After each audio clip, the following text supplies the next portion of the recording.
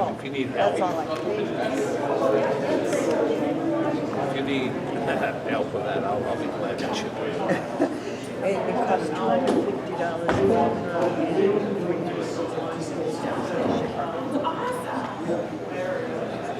Well, I hope that she got a bag of peanuts or something. I know. That's how Coco paint. I know. I'm dressed that way. I know, but still. Well, we thought it was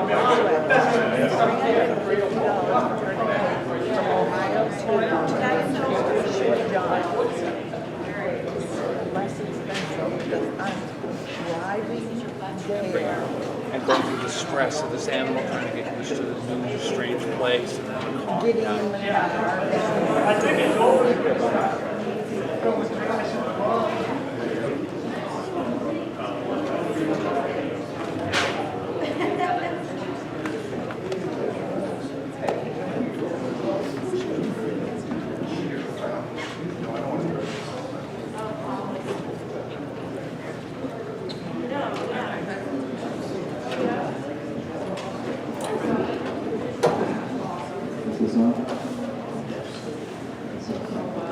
Good morning, everybody. My name is John Melvin. I live at 341 Snyder Road. I'm chair of the committee.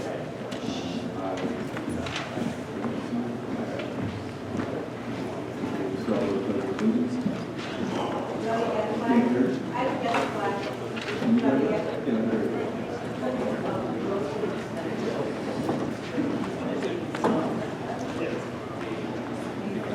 a little louder. I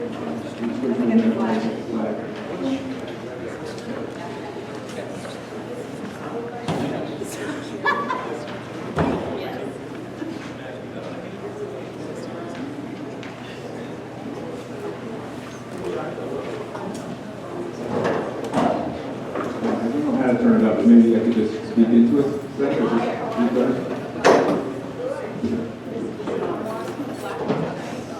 As I said last week, I wasn't on the AD club for school, so.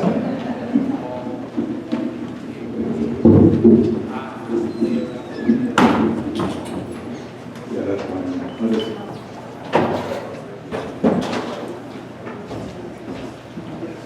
Okay, great. If everybody could stand. Raise the flag. Pledge allegiance.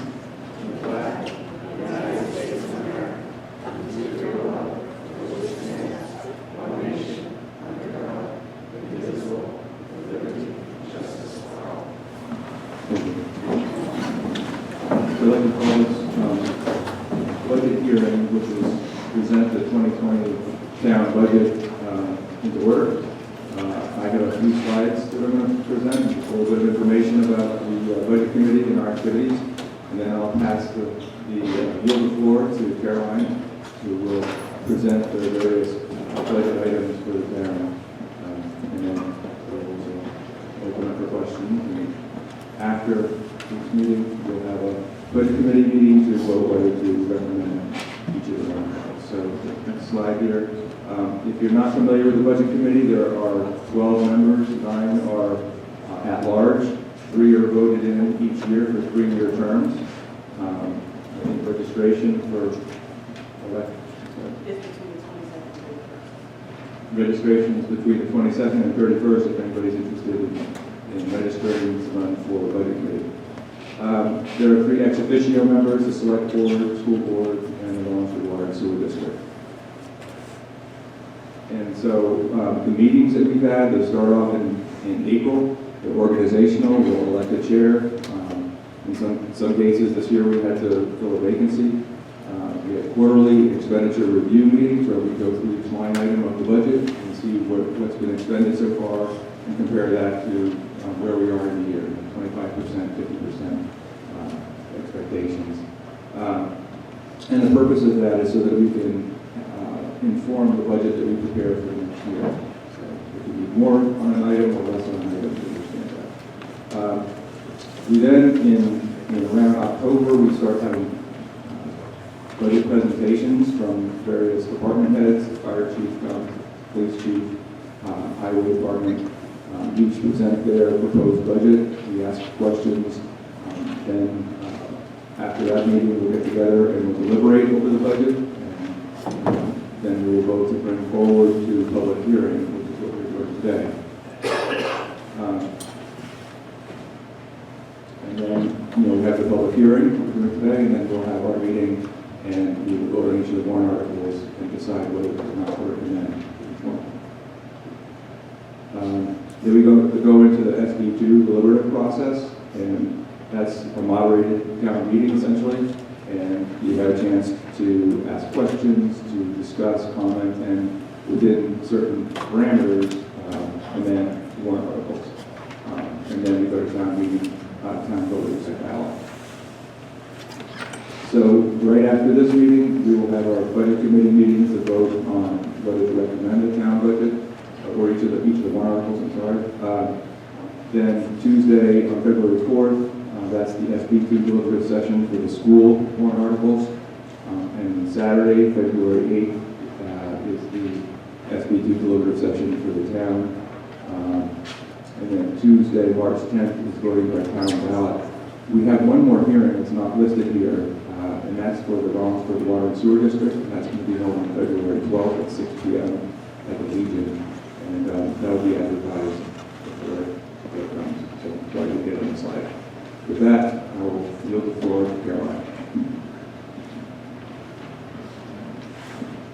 Thank you, John. Good morning, everybody. Thank you for yielding your time on this really critical morning. I just want to take a moment and acknowledge the Select Board for the extraordinary amount of time they took in being thoughtful with all of the considerations they had before them in trying to prioritize and bring forward what they felt was reasonable while at the same time meeting the needs of the town and the employees and the projects that they have going forward. And then also the Budget Committee for their considerable amount of time in deliberating over that proposal and presenting you with the budget you have before you today. Those budgets are the same, by the way. The Budget Committee brought forward the budget that the Select Board agreed to as well. So I just want to take a moment and bring your attention to the handouts which are available in the back of the hall. The green sheet is the balance of all the trust funds held by the trustees of the trust funds. So a number of the capital items reference transfers from those funds. There are often questions about those balances. So that's on the green sheet. The single page white sheet is the revenues. They are estimated revenues that we projected for last year. What we reported to the Department of Revenue is revised revenues and the actual ones that we received through the end of last year, as well as the ones we're projecting for this year. And that's all relevant because those revenues offset the operating budget, and separately underneath at the bottom of that, they transfers in from funds are considered revenues as well. So the expenses is one side of it, but how well you can support those expenses from the revenues is the other part of it. So I'll just leave that at that. The larger packet, of course, is the budget. The presentation more or less follows the budget in order, so you can follow along. You'll notice that there is, if you would advance, there's a beige, olive green column which refers to the default budget. I'm not going to spend a lot of time on the default budget except to note how it is different from the operating budget. It is $67,000 less than what the proposed operating budget is, and it's $15,000 less than the budget we're currently operating in. So this is a figure put together at the discretion of the Select Board in their interpretation of the law, which says that the default budget is always the previous year's budget, plus or minus one-time expenses and contractual obligations. So I'd be happy to answer any questions about, you can see where for each line, the budget, what they've appropriated, but I'm not going to spend any more time on it than that. Thank you.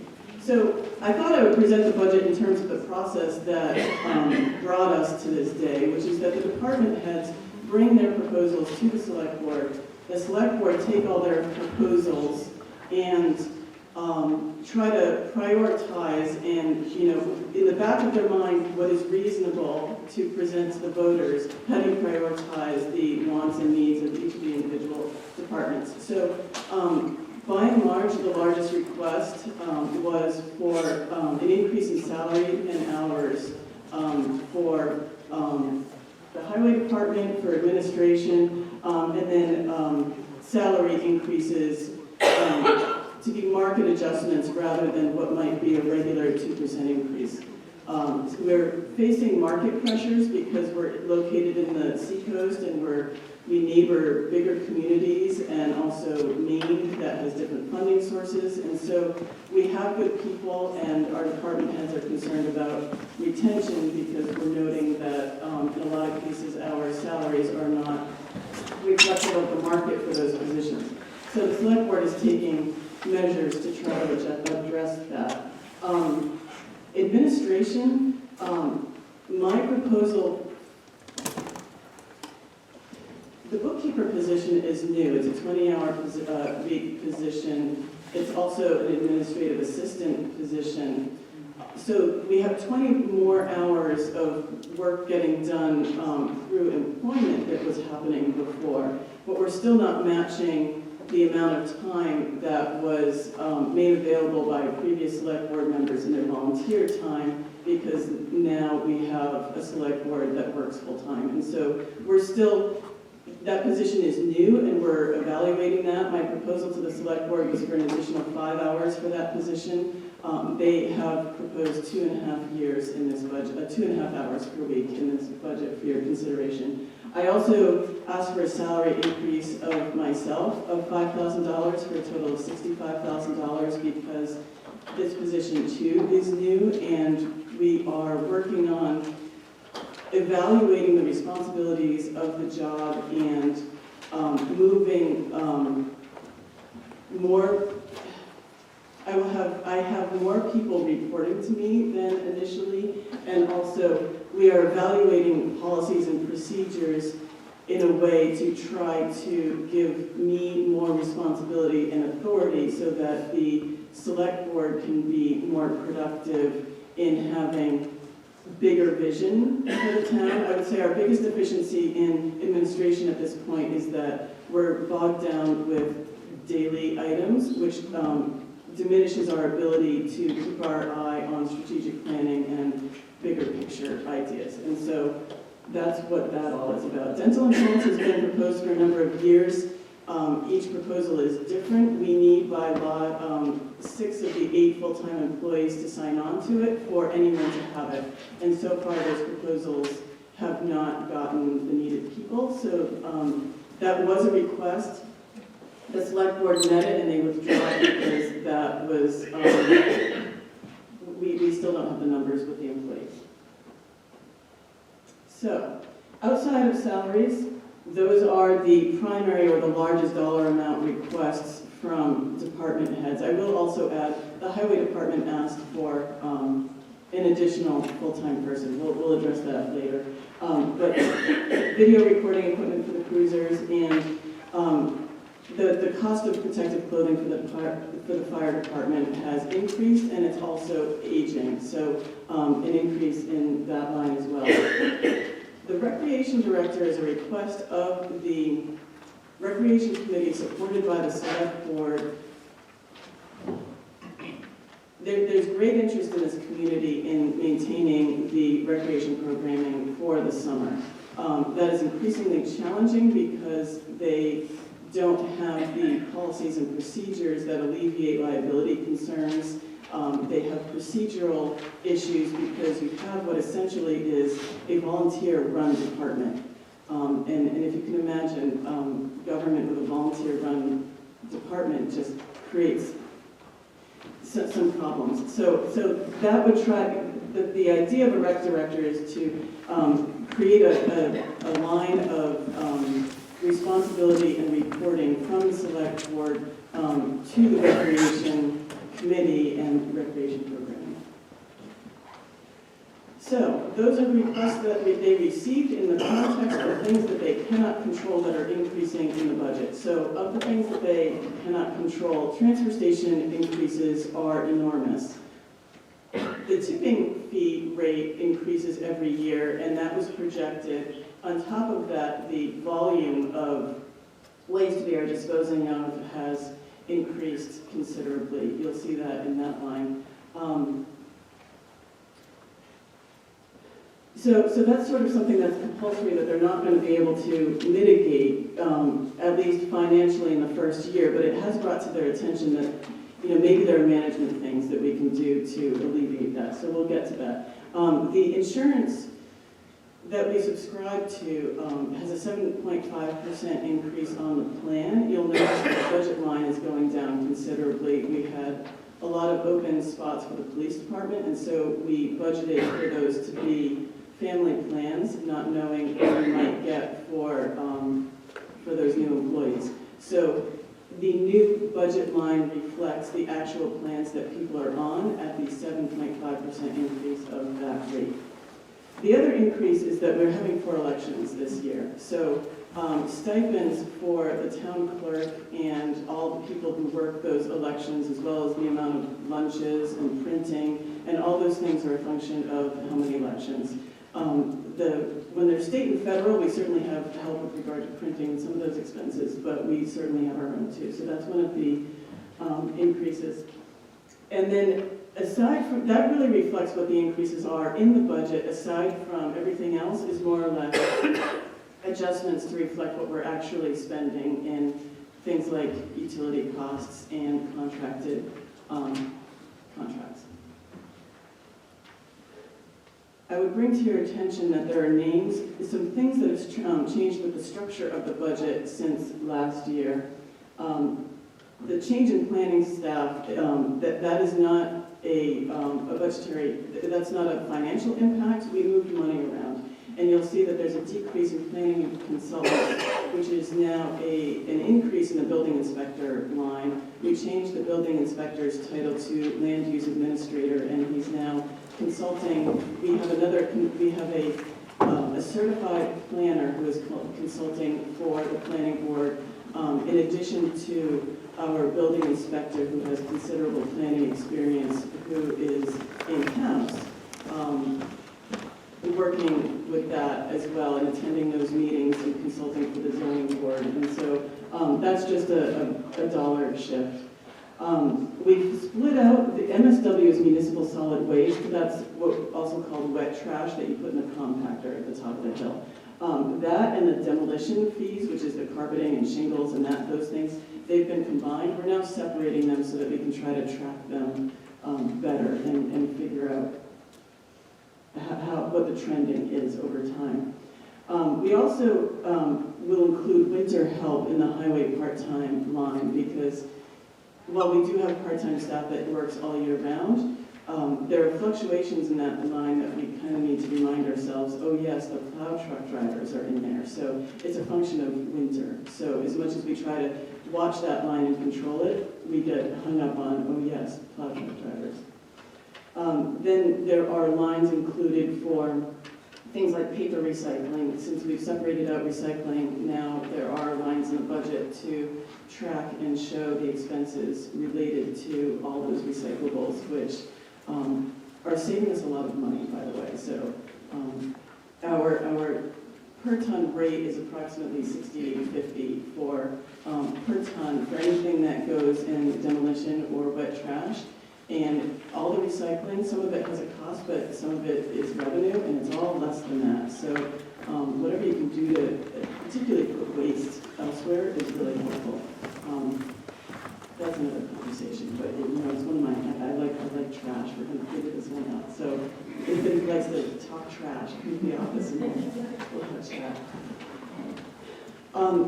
Electrical expenses in government buildings is projected to be down because the select board signed a contract with an Eversource contractor to change the lights to LEDs. So the savings in the transfer station are less than the other then the fire department and highway shed that were done this year because they have a number of things like equipment and balers that don't benefit from LED conversion. They've also signed a contract for the town hall to be completed in 2020. That is a 50-50 cost sharing program with the state.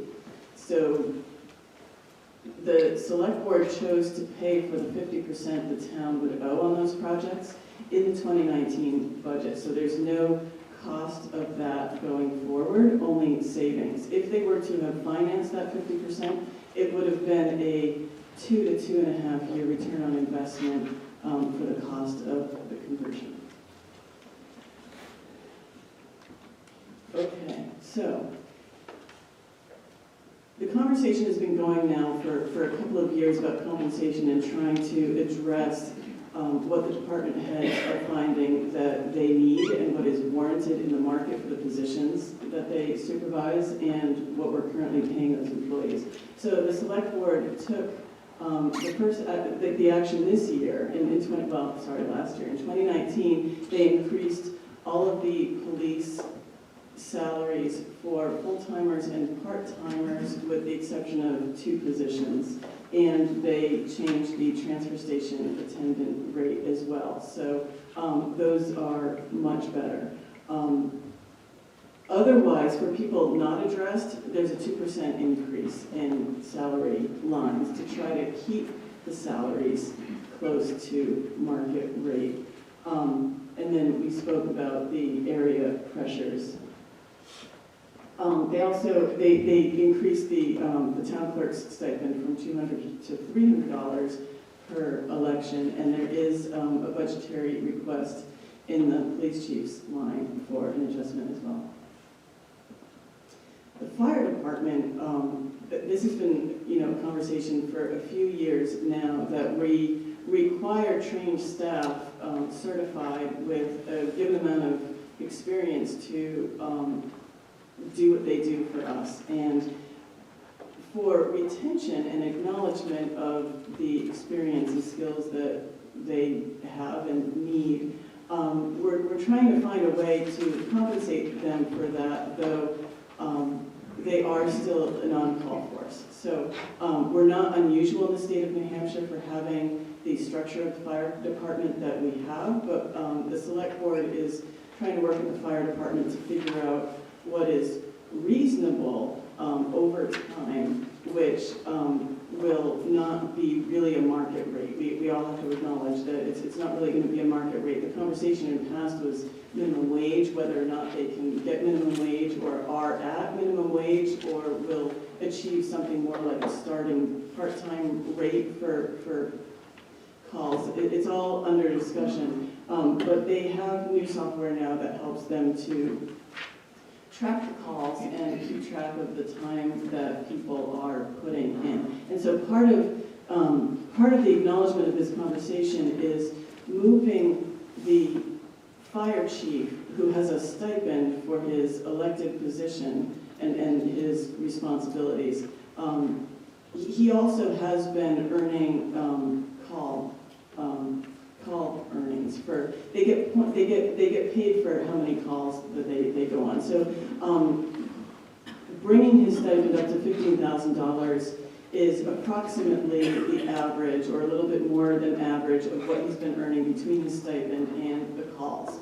By removing him out from the call salary line, we can increase the amount of money available for everybody else to earn for those calls. Something to note about the salary line, though, which may be confusing, is that last year the Budget Committee's proposed budget passed, which was $5,000 lower in that line than what the Select Board was proposing. And so the Select Board did authorize that $5,000 in that line. So then there's an additional request for $5,000 this year. So the town approved $46,000 for that line to be shared among their 25 or so firefighters. And then the select board allowed them to have the 51 they originally agreed to, and now we're requesting another 5 on top of that for that line. And that will help us sort of ascertain what is the hourly rate, because it's not really hourly, that they would be earning once that adjustment happens. So we're trying to collect data and trending to move towards something better. Sorry, I can move on with it. The highway department, they requested an additional full-time staff person. There are, you can do more with more people, and they are very pragmatic, skilled people who can do lots of things. And if we give them more supplies and more time and more manpower, they will do more things, and they want to, and that's great. The select board is not prioritizing that at this time amongst all the other things.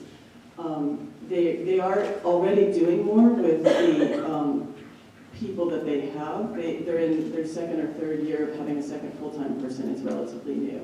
So there is more stuff already getting done than ever was done in the past. When they do things for us, they're doing them less expensively than had been done because we have more manpower. So we're doing less with contractors than we used to do.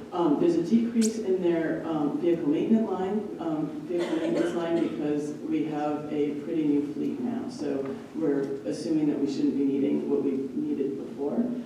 But they want to take that savings and the savings from purchasing equipment and have that fund equipment, and the purchase of fund, the purpose of having rented equipment is having excavators can do better at ditch work than the Volvo backhoe we currently have. So it's just about for certain projects. For example, we have one back around the American Legion. We have water issues around the intersection of Locust Street and Foundry Street. And so we need to do more ditch work behind the Legion. Maintaining ditches and culverts prevents water from getting over the road and undermining the road. So that's primarily the point of that.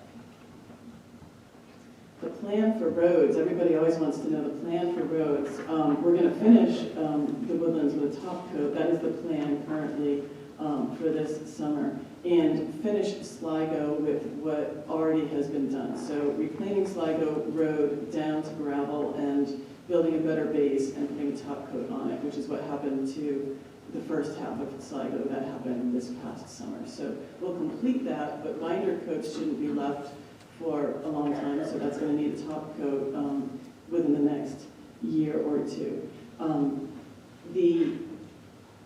We do have a road plan. It's out of date. We're pretty much following it. That requires, it was built as a pilot program of Stratford Regional Planning. It's no longer a pilot program, which means that it costs money now. So we're trying, we don't want to do that every year. There's not really a need to do that every year, but it will be coming soon that we will have to, but with their help or not with their help, evaluate the roads and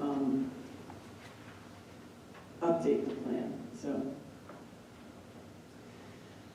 More detail about the transfer station, yay. So the department, 30% increase on the department overall. They increased the salaries, but that's really, they did that at the end of the year after this budget was proposed. Something to note about the budget process now with SB2 is that everybody figured out this budget way before the year was over. And so you're looking at a budget that has unaudited financials through the end of the year. You have better data in front of you than these people did when they made this proposal. So they were, in any case, the salaries is within the line of the proposed budget, even though that decision was made after this proposal was created, if that makes sense. 17% in MSW and tipping. And so some of that you can expect, like I said, from the rates, but volume is up. And when volume is up, that means you're hauling more. And there's also an expense to hauling. So we're doing much better with that because we have a second compactor. So we're only hauling full loads, but we're still hauling a lot more trash than we ever were, and that's problematic. So, scales. It's so exciting. You're going to love this. Maybe not so much. Currently, you drive with your pickup truck or whatever you've got to the hut there. We would hope, this is the process we hope you all follow. And you say, look at my stuff, how much does it cost? And they eyeball it and say it's $10, it's $15, and you pay the fee and you put your stuff in the demo bin there. Well, that fee is not at all matching. It's maybe a third of the expense of getting rid of that debris, maybe. It's a far cry. So the other problem is that we're paying by weight to dispose of these things, and you might have a truckload of feathers or a truckload of really heavy shingles, and you're going to be paying the same, whereas we're going to be paying something vastly different. So we're trying to figure that out. And so we have scales now. They're not fancy, nice drive-on scales, but we're going to have some kind of bin. The transfer station staff is going to work for a number of months weighing things to determine what is an appropriate fee for regular items like a love seat, a stuffed chair, a mattress, so that those fees will make more sense. And then we may ultimately work toward charging per pound for what you're disposing of. That's all under evaluation, but the point is to try to do something that makes more sense so that people are actually paying for what our cost is or closer. So that's what scales are about. Brush chipping is, they moved that at one time to try to farm it all out and have people come and get all the brush and chip it. We're moving toward a combined approach of burning what we can and if we have to, or for larger items, having a contractor come in and dispose of the rest of it. Recreation, I touched on this a little bit.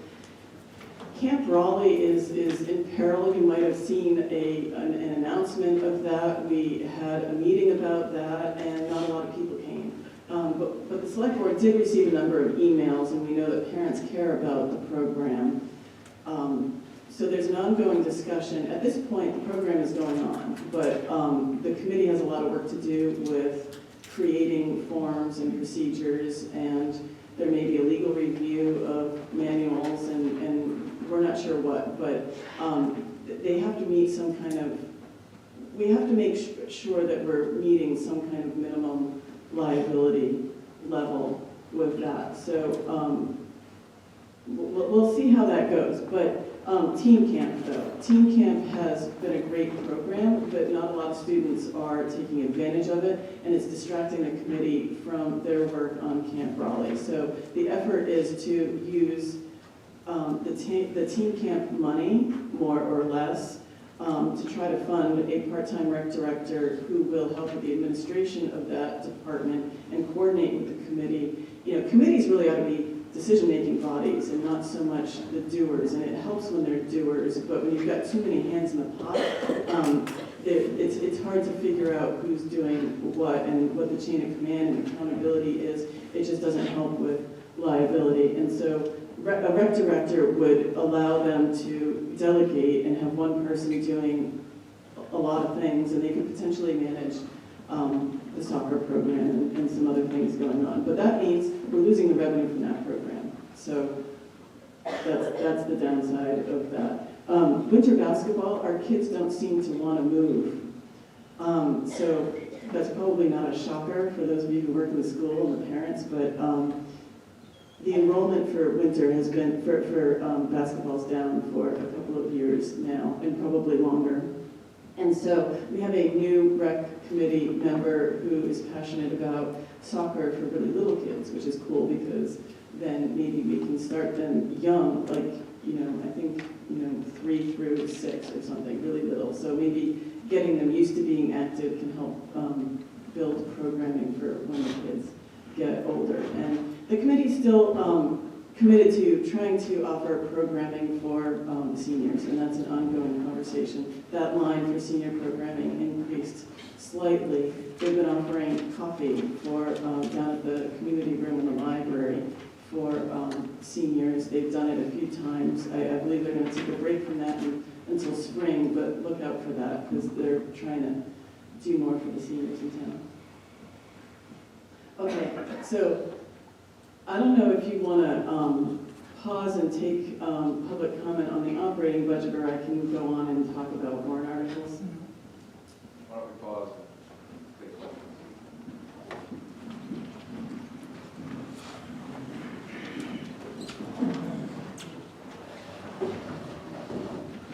So if you have any questions so far on the operating budget, ask you to come up to the microphone, indicate your name and where you live, and I will probably just yield the floor to Caroline to answer your question.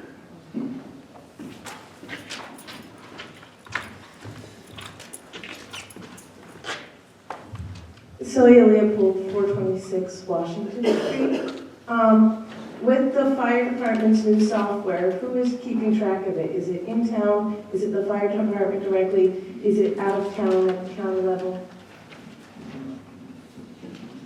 The fire department's gone through a huge structural shift since we lost our assistant chief about a year ago. And so now they have all the officers handling responsibilities. The assistant chief handled most of the office administrative work. And now I can't speak specifically to who, but they're managing that in-house amongst the various officers.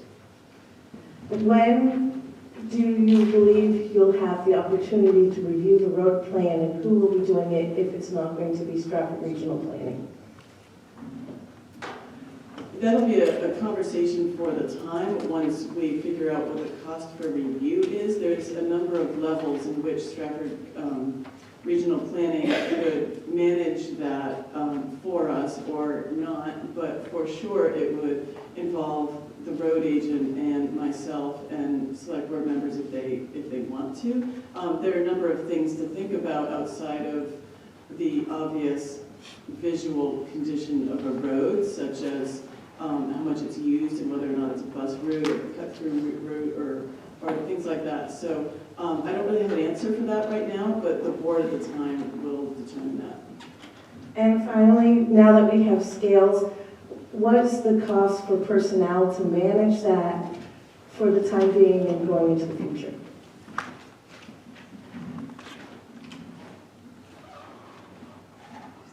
The transfer station staff and select board have not determined exactly how this is going to work. The first step is to set up the scales and in their own time, when they're not dealing directly with residents, to weigh materials that they're already receiving, to see, this may be a phased approach, I guess is what I'm saying, that the first step is likely to be get more appropriate fees for the things that are already listed in that fee structure, for mattresses, for example.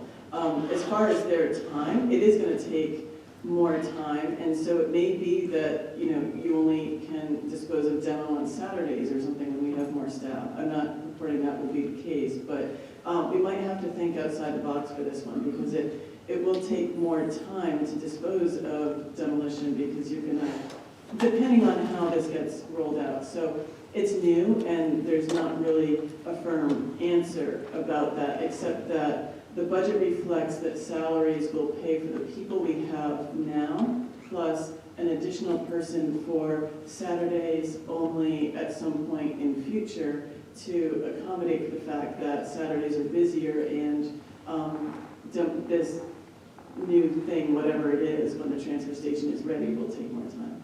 Thank you.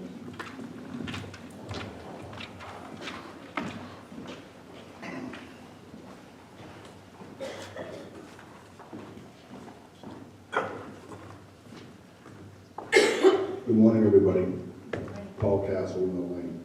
So I got a question. I was wondering, so about 4 or 5 years ago, we had a town administrator that was part-time. This is probably directly on the select board. I think just to be clear, Paul, you're asking as As a town resident. resident. Yes. So 4 or 5 years ago, we had a part-time town administrator that basically worked 20 hours a week. So now you're talking, you have a full-time town administrator at 40 hours a week, now a bookkeeper that was at 20, that's going to 22 and a half. Is there anybody else paid underneath the town administrator? Or is that, As far as town administration is concerned, it is just myself and the bookkeeper, administrative assistant. I do have other people who report to me who don't directly help with office things. are they paid? Well, for example, the custodial staff and, Okay. you know, the land use administrator and the minute takers, all So, that. so my question is, again, I don't know if this is to you, the select board, but what has changed in the last 4 to 5 years that regarding town business that we now need a full-time town administrator at 65 grand and then a part-time bookkeeper at 22 and a half hours at whatever his pay is? What actually has changed? Running the Quite a town? lot. That's a really great question, and I expect that it's a common question, and the answer is quite a lot. Now, would the select board be more willing to answer You can this? choose who you want to have answer the question. I mean, you know, Well, who controls the administrative budget? Is it the select board? they're the ultimate decision So makers. I that's make what I'm asking. recommendations to That's what I'm them. gonna ask, please. I'll speak on that behalf. Okay. Can you all hear me? Do I have to get up? Can you hear me? No.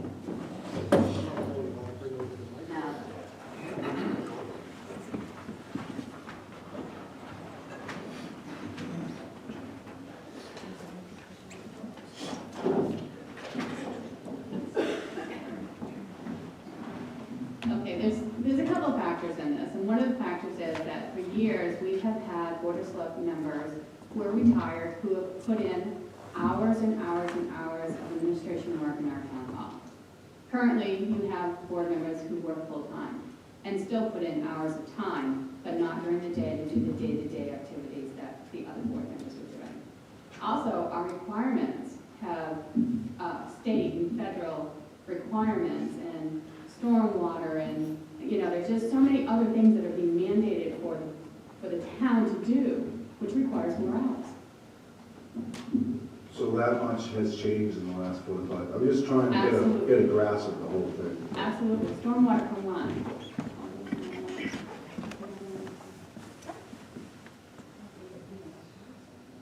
Yeah, Are we planning to add any more positions underneath the town administrator or anything like that? Or, I mean, is it gonna keep on growing and growing? well, Because not as it's- long it as the becomes- government and state and federal government doesn't add on more responsibilities for our team to do. I mean, at this So point, is no, this- there's not. So, I'm trying to understand too, there was a comment about, the select board needs to have time to have more of a broader view. So, is the select board not, I'm trying to understand what the role of the select board is in the town administrator and what has changed in the last 6 years. You said that the select board in the past used to spend more time doing their Well, job. they had the time to come into the office and do work during the day. Okay. And so they were there a lot, Mr. Jansen, Suzanne, many hours during the day. We can't do that. We are still holding the same responsibilities that every other select board member did. It's the amount of time that we can put in. And I can say that we all put in an exceptional amount of time in the position and with still the authority. Okay. My question, it just seems kind of like it's growing and it's going to grow more. So that's not. As it is with every department. Well, the town, And so every- has the population changed that much that we need that much more town administrator? Because it just seems like the population's probably gone down a little bit, stayed maybe the same, so something doesn't quite make sense, but that's what I'm asking. Denise, if you could stay there, Denise, I think I can bring a little clarity, and others can, and maybe some other people can make it even clearer. It's my understanding that we have never had a town administrator before our current town administrator. That is a job officially recognized by the state. We have, and under state regulations, it's a job that's, I don't believe we've ever had a real town administrator before. We've had part-time help to help the select board do things. We had a bookkeeper. We had a bookkeeper before. And so we now have a town administrator, which is different from a town manager. The town administrator reports directly to the select board. So the select board is still in charge.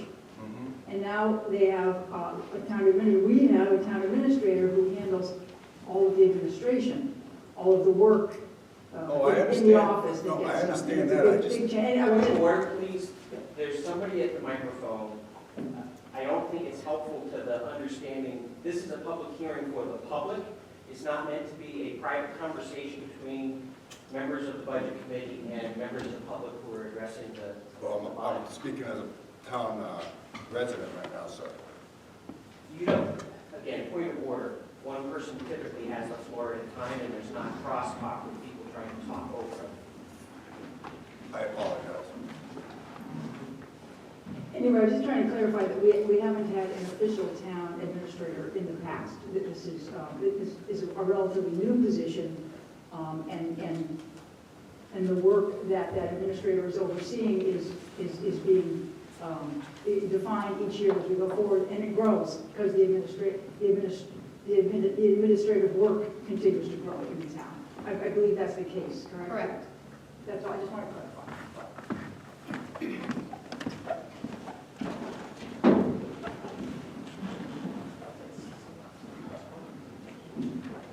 Suzanne Woodward Lane. From a historical perspective, I absolutely agree with Judy Nelson. The official town administrator position, I think, started in January of 2019. So even though it is the same person who's providing administrative support to the board, it's not the same level of responsibility, and therefore not the same level of salary.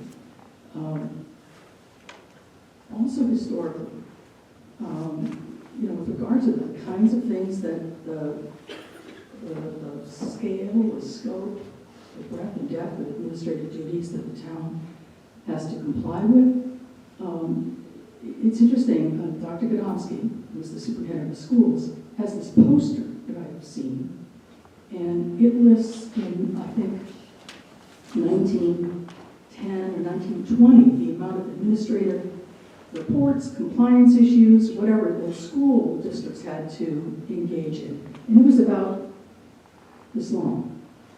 And if you fast forward to roughly today, the amount of those same kinds of things, compliance issues, administrative reports, blah, blah, blah, is like this. I suspect, although I haven't seen anything like it, I suspect that if you did the same thing at a town level, a municipal level, that you would see the same level of increase in the kinds of things that the town has to report on and be involved in.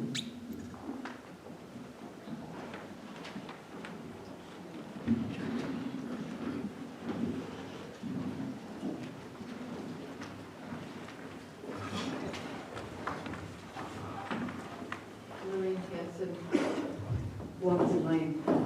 Briefly, I just want to mention one thing.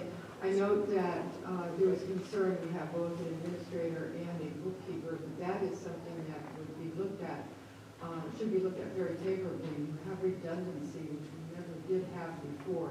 That is a huge issue. For instance, if someone were absent for time for payroll couldn't get done. It's absolutely necessary that you have redundancy in the system.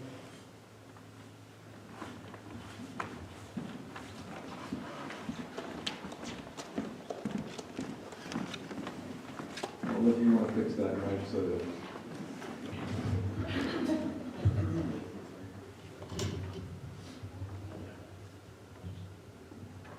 My name is Paul Gansall, and I'm on the Stormwater Committee, and I started about three years ago. When we first started the Stormwater Committee, the EPA report was approximately 2 pages. Now it's like 50 pages, and it's grown every year. One thing that is important, Stormwater, Committee was formed to, comply with the Clean Water Act, which is phase 2, and the requirements because of the impairments to the Salmon Falls River and Great Bay has gone up quite a bit. One thing that you can do to find out the amount of regulations just on stormwater is, if you go on the storm website, on the left-hand side, there's an icon called MS4. Click on that and you'll see the details of the regulations. Another thing is I call on both, the select board and the town administrator to go over several items. We just had a Seacoast Coalition stormwater meeting on Wednesday, and Caroline attended because they were talking about changes to the nitrogen requirements of the town. We are one of 13 towns and cities which is identified as a possible polluter to Great Bay. So please go on the town website and click on the MS4, which is stands for the Small Municipal Stormwater Committee, and it'll show you the extent of the regulations. Thank you. And this is John Wardley from Sligo Road, and I'm also on the Stormwater Committee, and I also work in the engineering field with a company that specializes in MS4 compliance. And what the town is doing is often what other towns are paying consultants to do.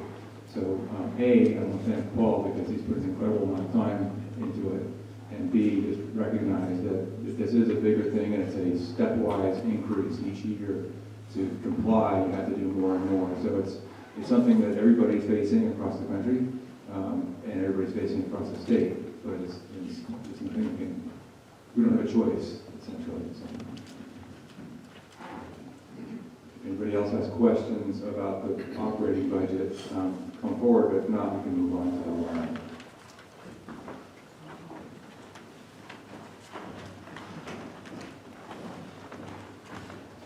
Charlie Dow, Budget Committee. I got two questions. Line 25, contingency. Why did we go up when we didn't spend all the money this year?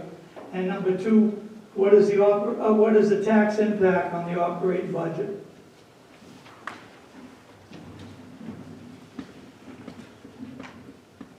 Contingency before 2009 for the recent past few years that the select board have budgeted contingency has been 1% of the previous year's operating budget. So the select board didn't do that for 2019, but they chose to do that for 2020. It's important to recognize that whatever is not spent in the operating budget funds the fund balance, and you need to have fund balance within a certain range.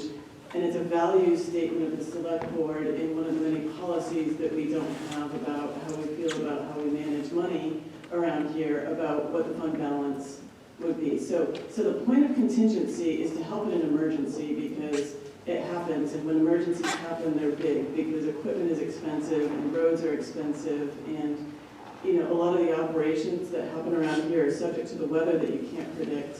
So that's the point of contingency, and just increasing it because you never know how much things are going to cost until you're in it, but also because it's important to protect fund balance, because should there be an emergency that you cannot handle within the operating budget, you can look to the Department of Revenue and the Budget Committee for permission to expend the fund balance, but you have to have money to expend. So where we are within the middle of a healthy range, according to the standards that DRA, the Department of Revenue, sets forth, who's to say what is enough that might take care of, a washed out road, for example, could be hundreds of thousands of dollars, or tons of, should there be a storm event and storms are getting worse. So, I can go on, but that's the point of this board chose to go back to the model of balancing 1% of the previous year's operating budget. And then the tax rate impact, I have a slide at the end about that. The tax rate impact for the operating budget is 16 cents higher than the previous year's operating budget. However, should all things, and this is confusing, if everything passes, essentially the tax rate would be level because what we're proposing for capital items that have a tax impact is less than before. So while it does cost 16 cents more than last year, keep in mind that the default budget doesn't mean, the default budget too would have a tax impact, which I have not calculated. I lost my train of thought. So if the budget wasn't going to pass, I guess is my thought, that the default budget doesn't mean it wouldn't have an impact. There's still some budgetary tax rate impact to that, but that everything can pass and still the tax rate would be estimated to be level. You're saying with warrants and the operating budget, we're going to be level funded? Yes. No.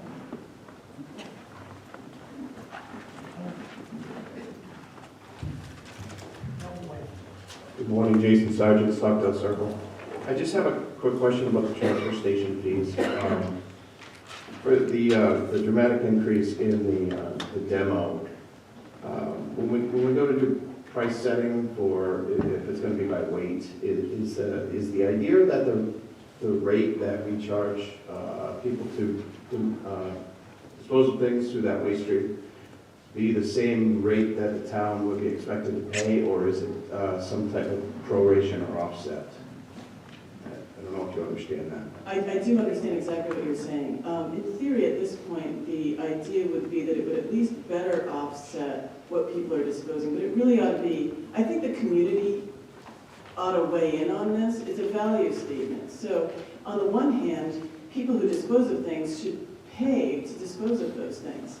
And so it should match what we need to pay to dispose of those things. On the other hand, if it's exorbitantly expensive to dispose of a mattress, then people are going to dump it in the woods. So I don't have an answer to that, and I think once we start using the scales and see what the price for a mattress is, for example, then the board can decide if people are really going to pay that, and is that reasonable, or should they subsidize it with the tax rate.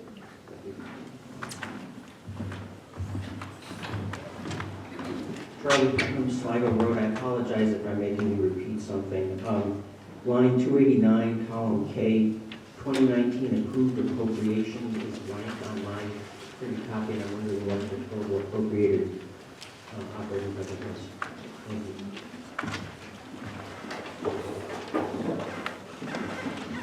I'm sorry, what line was that? 289.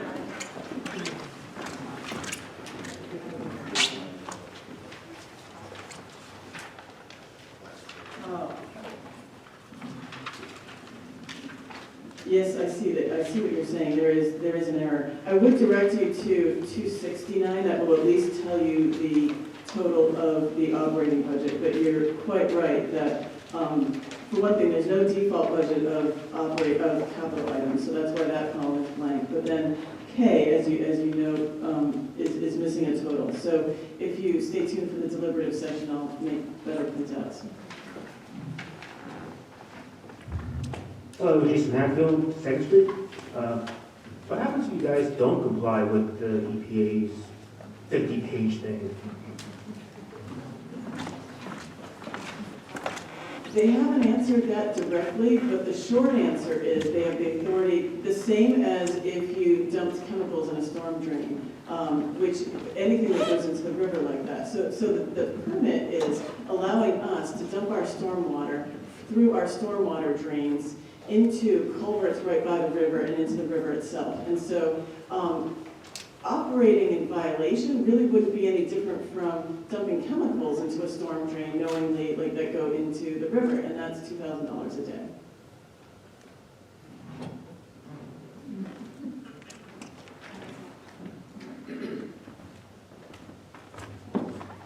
Mr. Dunn, Sligo Road. I have a question going back to the transfer station, the increase in the amount of demo material we're getting. Are we feeling fairly confident that do we have ways to ensure that it's coming from town? Because I know that there are a number of surrounding towns that have areas different types of ways to charge for different materials that we might bring to the transfer station. And so other than the stickers on your car that ask you to ensure that what you're bringing is in fact generated within the town of Rollinsford, just curious if there's other ways that's being monitored. That's a really good question. In this whole conversation, it's important to recognize that regionally, we're the only one around here, at least as far as having Dover and Somersworth next to us, who are much larger communities, where you have pay-as-you-throw. There's definitely incentive to keep your transfer station sticker when you move out of town, or to bring your friend's trash as a favor, or any one of a number of things, because we, in the demo, we know that it's not meeting our expenses, and so it's, if you have access by some less than above board reason to access our transfer station, it's the least expensive thing in the region to do with your waste. And so I think that's part of the reason why we're seeing an uptick. We do have a few new homes in town as well, which is important to recognize. The other thing is that we have contractors in town, and who's to say that the waste from their projects that may be out of town aren't hitting our transfer station as well. So transfer station attendants have the authority to ask for building permits from contractors to show that if you have a permit that says it's a plumbing project, then maybe they might ask a question if they get roofing shingles every week, or something like that. So at least that they would have to match. But as long as we are the cheapest thing in town, I expect that we're going to be higher per capita in waste disposal than Dover and Somersworth, for example. And the other thing, I'll just put in a plug for pay-as-you-throw. The colored bags that are the bane of every Dover and Somersworth resident, they're an incentive to keep your trash volume down, and we don't have that. So why should you recycle? Because you're not necessarily cognizant of difference in the rate, and you pay your taxes, and everybody has different values around what lengths to go to recycle or not. So if we were to go to pay-as-you-throw, then that could incentivize people to recycle more. And also, there are composting programs that I would very much like to look into. Compost is 30% of the weight of waste. So for those who compost, they're disposing of less material, but if we can commercialize a composting operation, which would again just be a transfer station, not an actual composting station, that would reduce the amount of waste too, but it would also, if you roll it out at the same time as pay-as-you-throw, whatever we can do which is really annoying, then that will incentivize people to reduce costs too.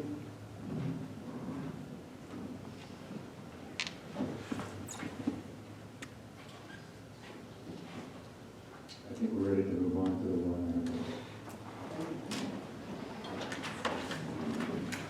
Joe, if I could kill you when you're ready for the next one.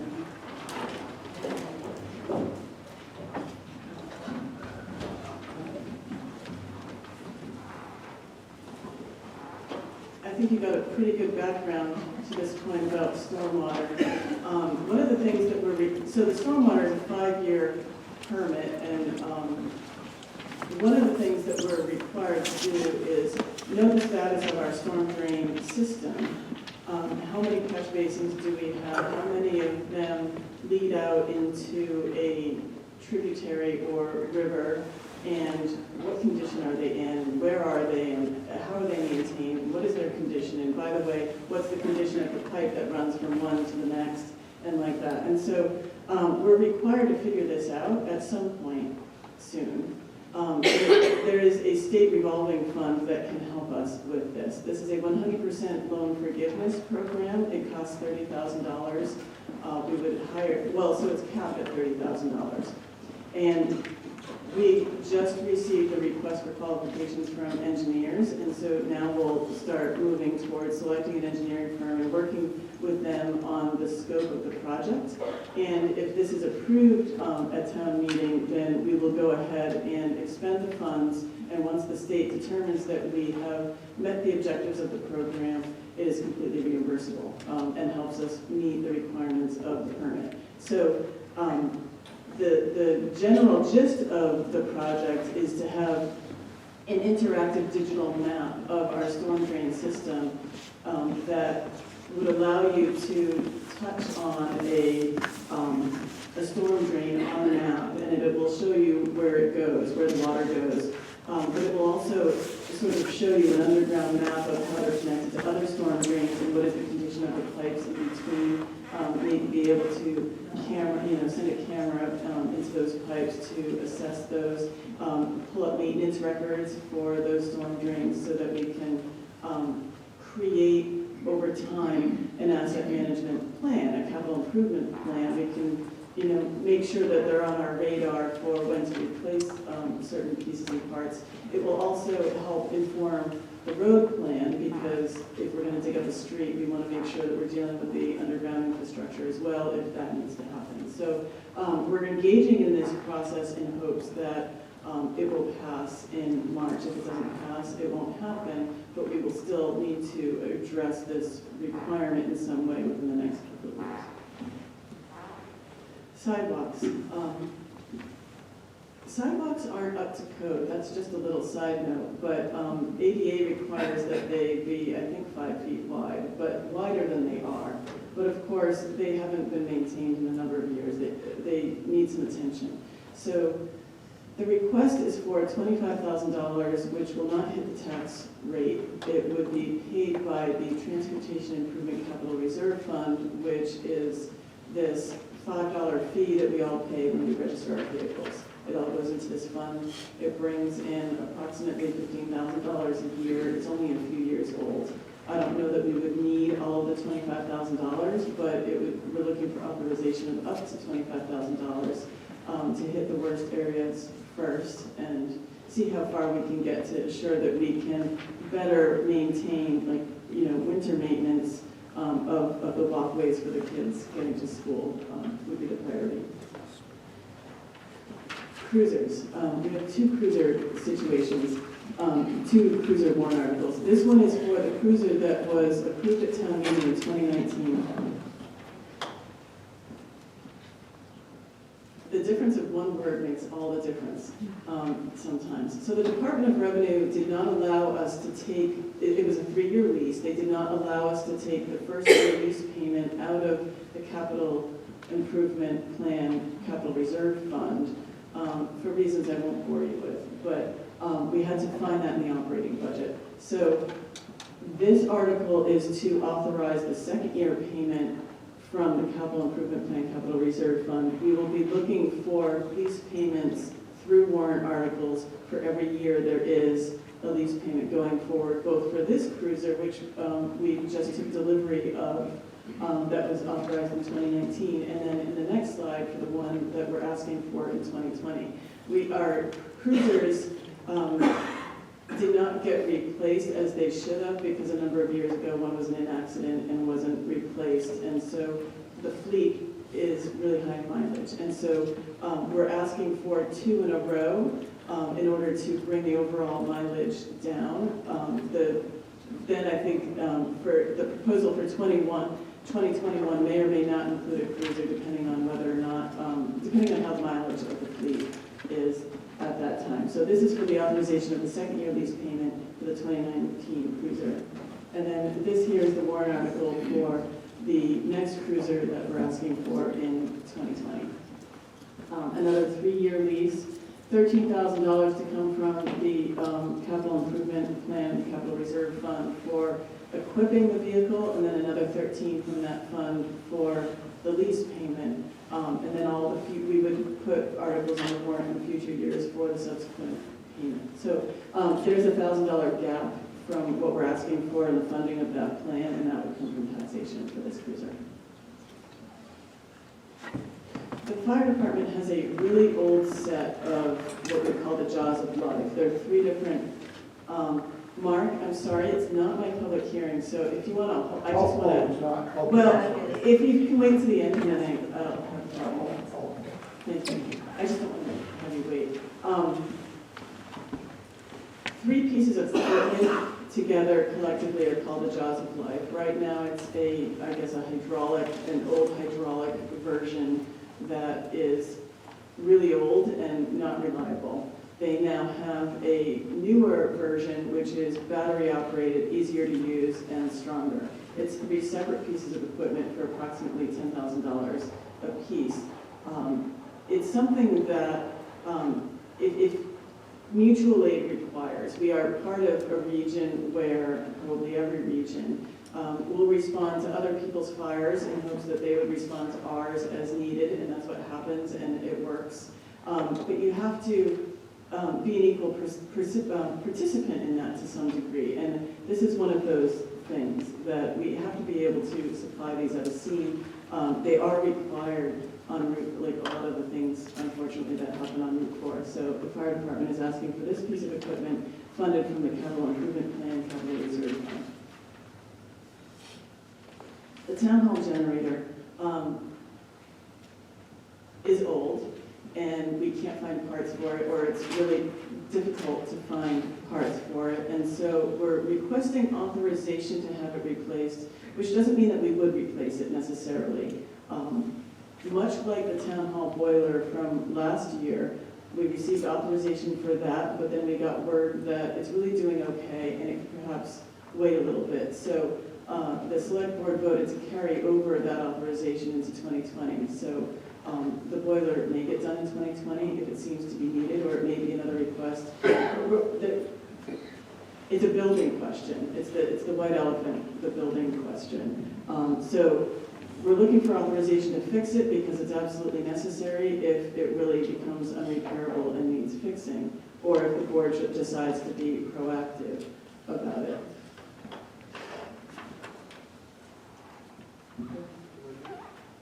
Oh, yeah, I'm sorry, go back. You were right. You were right. It leads right into the next one. Thank you. So, the building question. The town hall assessment is, of course, very much tied to the police department, police station question. The select board at this time last year elected not to put the police station on the ballot for this past year because there were a number of questions about, well, should we bring the town hall or not? And how do we know the answer to that without really assessing our town hall and knowing what it needs and what its potential is and all those things.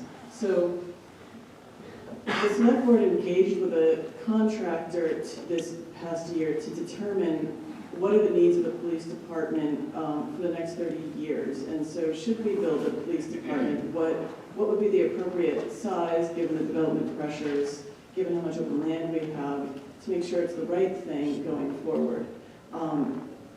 The Space Needs Committee never really took off this year because we were waiting for data for them to consider from this police consulting firm.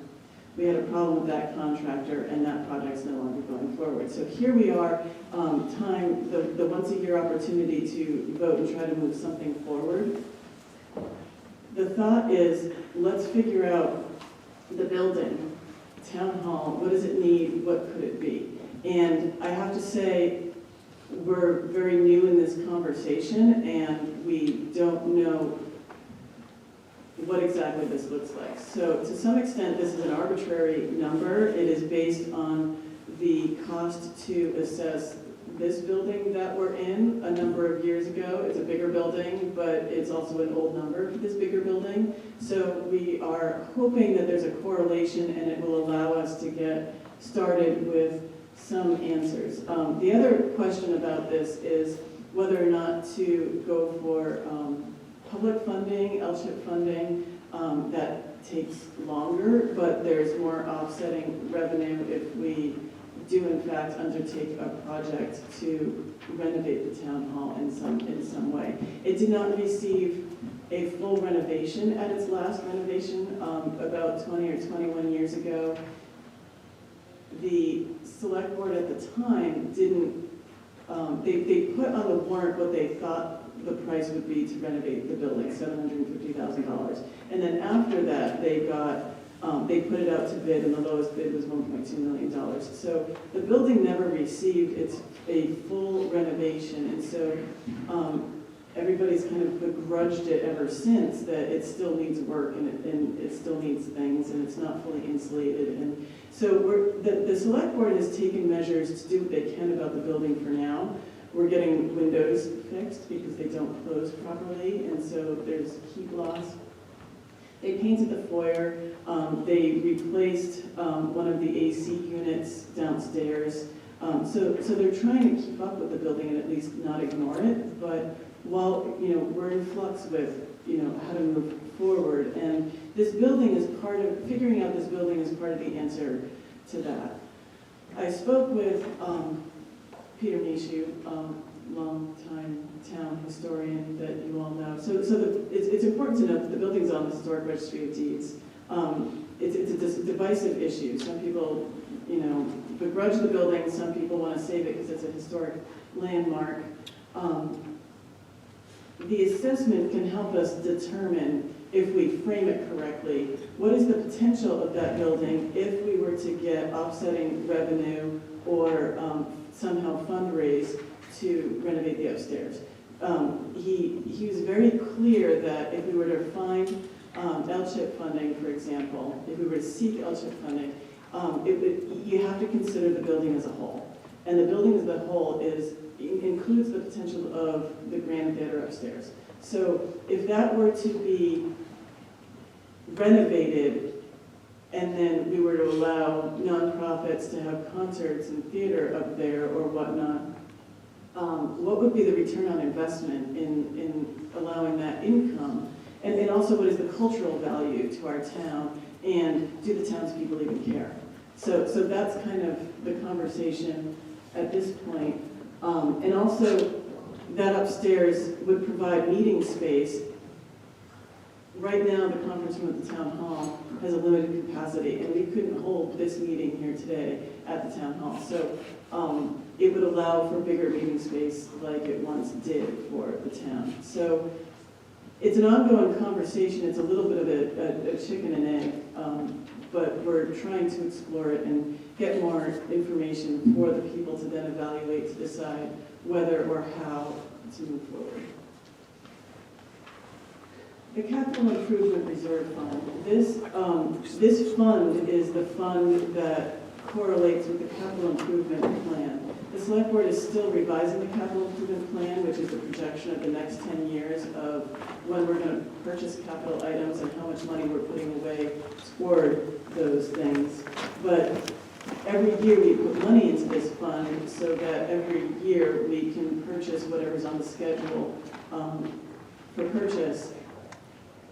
And this is another one of those bigger value statements.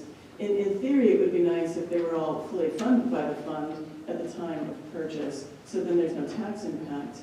Right now, that's not the case. I think it's just worth noting that there are $3.5 million worth of assets in that plan, and $186,000 is not 10% of that. So we're not yet meeting the goal, if that is the goal, of fully funding those things when they become up for purchase. But in any case, the Select Board's recommendation for transfer into that fund this year is $186,895.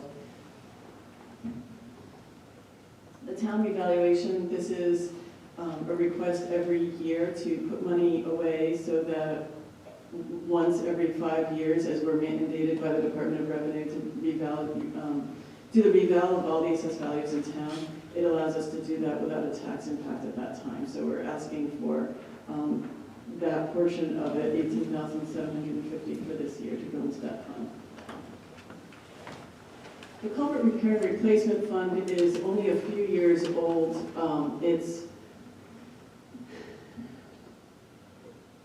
We don't know what all our infrastructure is, really, because we don't have all the time to figure it out, and because a lot of it's underground and it hasn't, it's 50 years old, or who knows how old. So we're still discovering issues. And so what this year's question is, about water at the intersection of Locust Street and Foundry. There's a dam on Locust Street for a stream that feeds from the Pine Street culvert area that we repaired a couple of years ago. So greatly improved flow in that culvert, but that flow may be exacerbating a collapsed culvert that goes from underneath that dam, like downhill of that dam, through the stormwater structures into the river on the other side of the Legion ball field. So there are small sinkholes at the front of the ball field. You can see that their fence is a little bit not level because of those sinkholes. So we really need to get an engineer to determine what is the appropriate size culvert and help us figure out how to fix what is probably everything from behind the Legion out to the river, but we're not really sure. And there's another culvert that feeds, that allows that retention pond on Foundry Street to drain out into the river as well. And we know that water isn't flowing very well that way. So this is why you've noticed a few times that Foundry Street is closed when there's a rain event, because we've got drainage issues. So that is, I would say, the soonest priority for these funds, but it's about putting money away so that as we discover these issues, because they're expensive, that we'll have more ability to fund their remediation. Okay, so this one is an interesting article because it's different from everything else in that you get to have a little bit more of a value statement about the future of this community, and it should be considered that way. I also just want to tip off the Budget Committee that this article is different from the one that was given to you earlier in the week. It had said $10,000. It's really $15,000 that the Select Board is proposing for this fund. And the reason for that error is exactly why this is an interesting article, because the standard request has been $10,000, and you are all probably aware of the 58-acre parcel on Bear Road that is for sale. And the master plan, which is highly out of date, reflects that the people of Rollinsford really value open space and the beauty of Rollinsford. This is the way to protect that. So you all as voters in the deliberative session can change the amount of money to go in this fund or not, and then on March 10th you can vote for this or not. But it's important to know that when large parcels of land come up for sale, that if we all want to preserve them, then the way to do that is through this fund. The balance is on that green sheet in front of you. It's less than $200,000. The way to save these large parcels is by working with conservation agencies who choose to help us or not based on how committed we appear to be in saving land, and this is what they look at. So $10,000 doesn't show much of a commitment when you're looking at that parcel, which is for sale for $2.5 million. They only help with the assessed value of the property, so it doesn't mean that if we had the ability to put it in conservation, that it would be purchased and saved for the amount of $2.5 million. But for sure, it's more than the $200,000 that we don't exactly have. So the Conservation Commission requests that the Select Board put $25,000 in this fund this year in order to get people's attention that it is different from the standard annual request. The Select Board settled on 15 as sort of a middle ground, but I just want to bring your attention to the fact that it's a conversation point about what do you want Rollinsford to look like. Somersworth is, I think, the second most densely populated community in New Hampshire. Dover has, I think you can tell, like pretty much reached its development max. So we are seeing that in our assessed value, but you're going to see that with development pressure. You all get to decide what to do with that, but this is the mechanism that you would use to decide how you feel about that.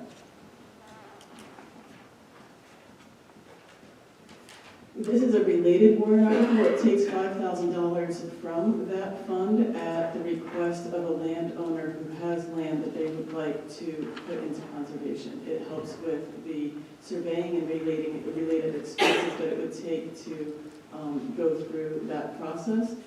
It does not, it only happens if there is a request to use it.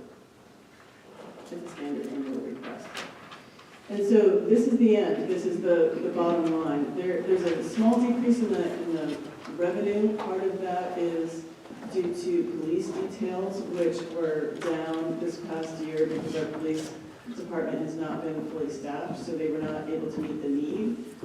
That is expected to be better in this coming year. Also, teen camp. Vehicle registrations are slightly down. It's not any one thing, but it's a few smaller things. But our assessed valuation is going up, and that's overall a good thing. But like I said, 16 cents for the operating budget is the impact over last year, but because most of those capital items are not looking for tax impact, the only ones that would have a tax impact are the town hall assessment for $30,000 and the $1,000 shortfall in the request for the police cruiser from the capital improvement plan, capital reserve fund. So $31,000 of taxation out of the capital items plus the operating budget would altogether keep the tax rate level if it all approved.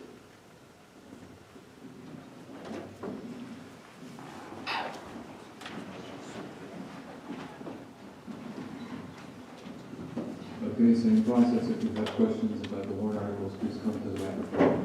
And can we get the microphone fixed so it's picking up? And then just state your name and where you live, and then ask your question. And I'll yield forward to John. I didn't mean to jump to the head of the line. I do have a couple of questions, and I don't want to interfere with other people asking questions, so I'll try to be brief. Questions about lines 272 and 273. They seem to show the full price of a cruiser. I'm wondering, how does that square with the public presentation that it was a $13,000 lease payment?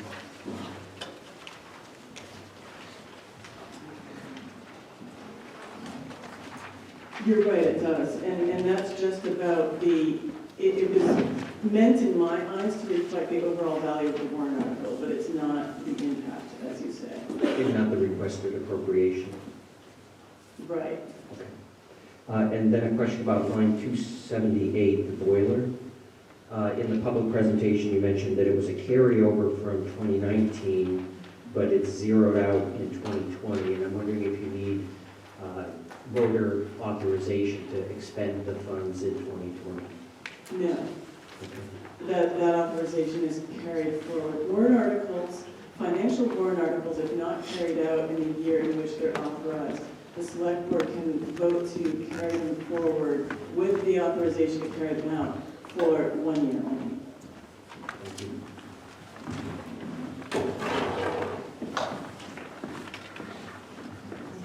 Mark Kuchar, Somersworth Road. My only question was, how many cruises do we have presently, and how many will we have after this? I believe with the new one for, if you want to, please, Chief, right? Yes, we've got the police chief come and answer that question. Thank you. We have 4. We're not adding to the fleet, we're just replacing one. Okay, so you'll have 4 after this? Right, we'll have 4 when the new one comes in, yes.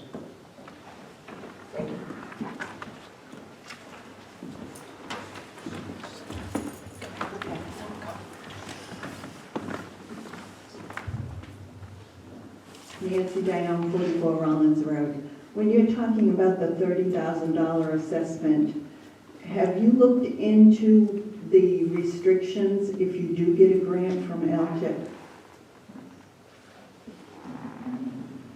It's the very beginning, so I will tell you the short answer is no, and for sure there's more research to do to look into that.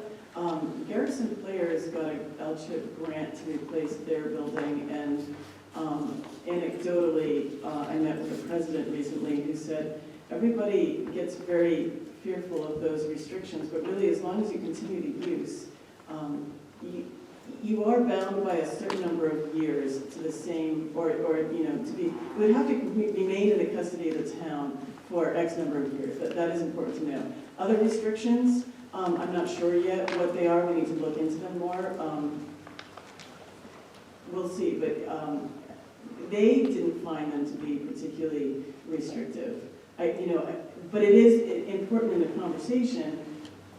If you don't do it unless you want to keep the building, indefinitely. The reason why I asked that is because I believe the school went through that with the cupola, and I believe, if I'm not mistaken, it was going to cost more to have the cupola done under getting a grant. I'm not quite sure, Judy, if that was the case or not.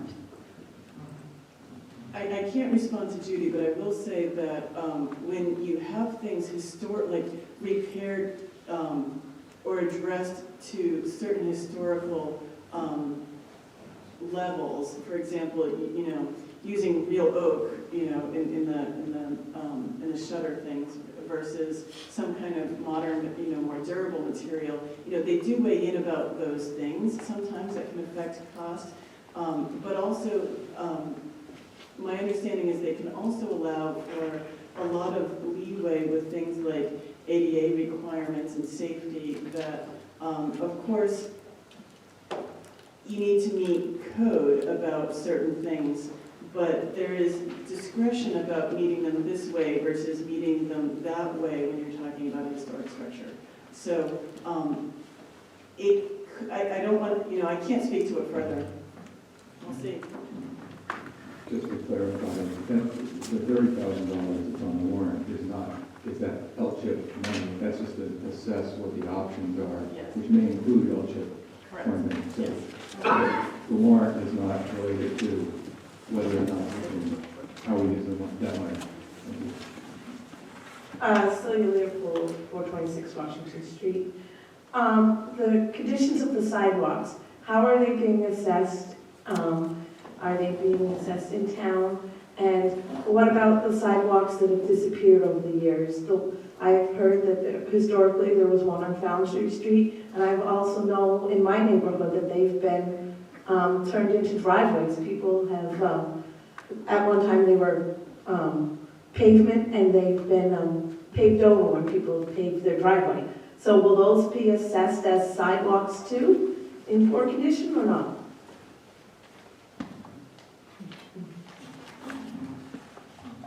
I'm not sure I understand the latter part of your conversation, because for sure sidewalks transverse driveways, and so when you repave a driveway, it's kind of hard to not,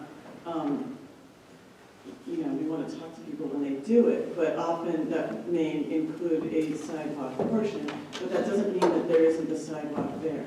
One of the things about roads and side, or viatic ways, and sidewalks are a road of sort. They're part of the road right of way. Is that there are theoretical roads, which and theoretical.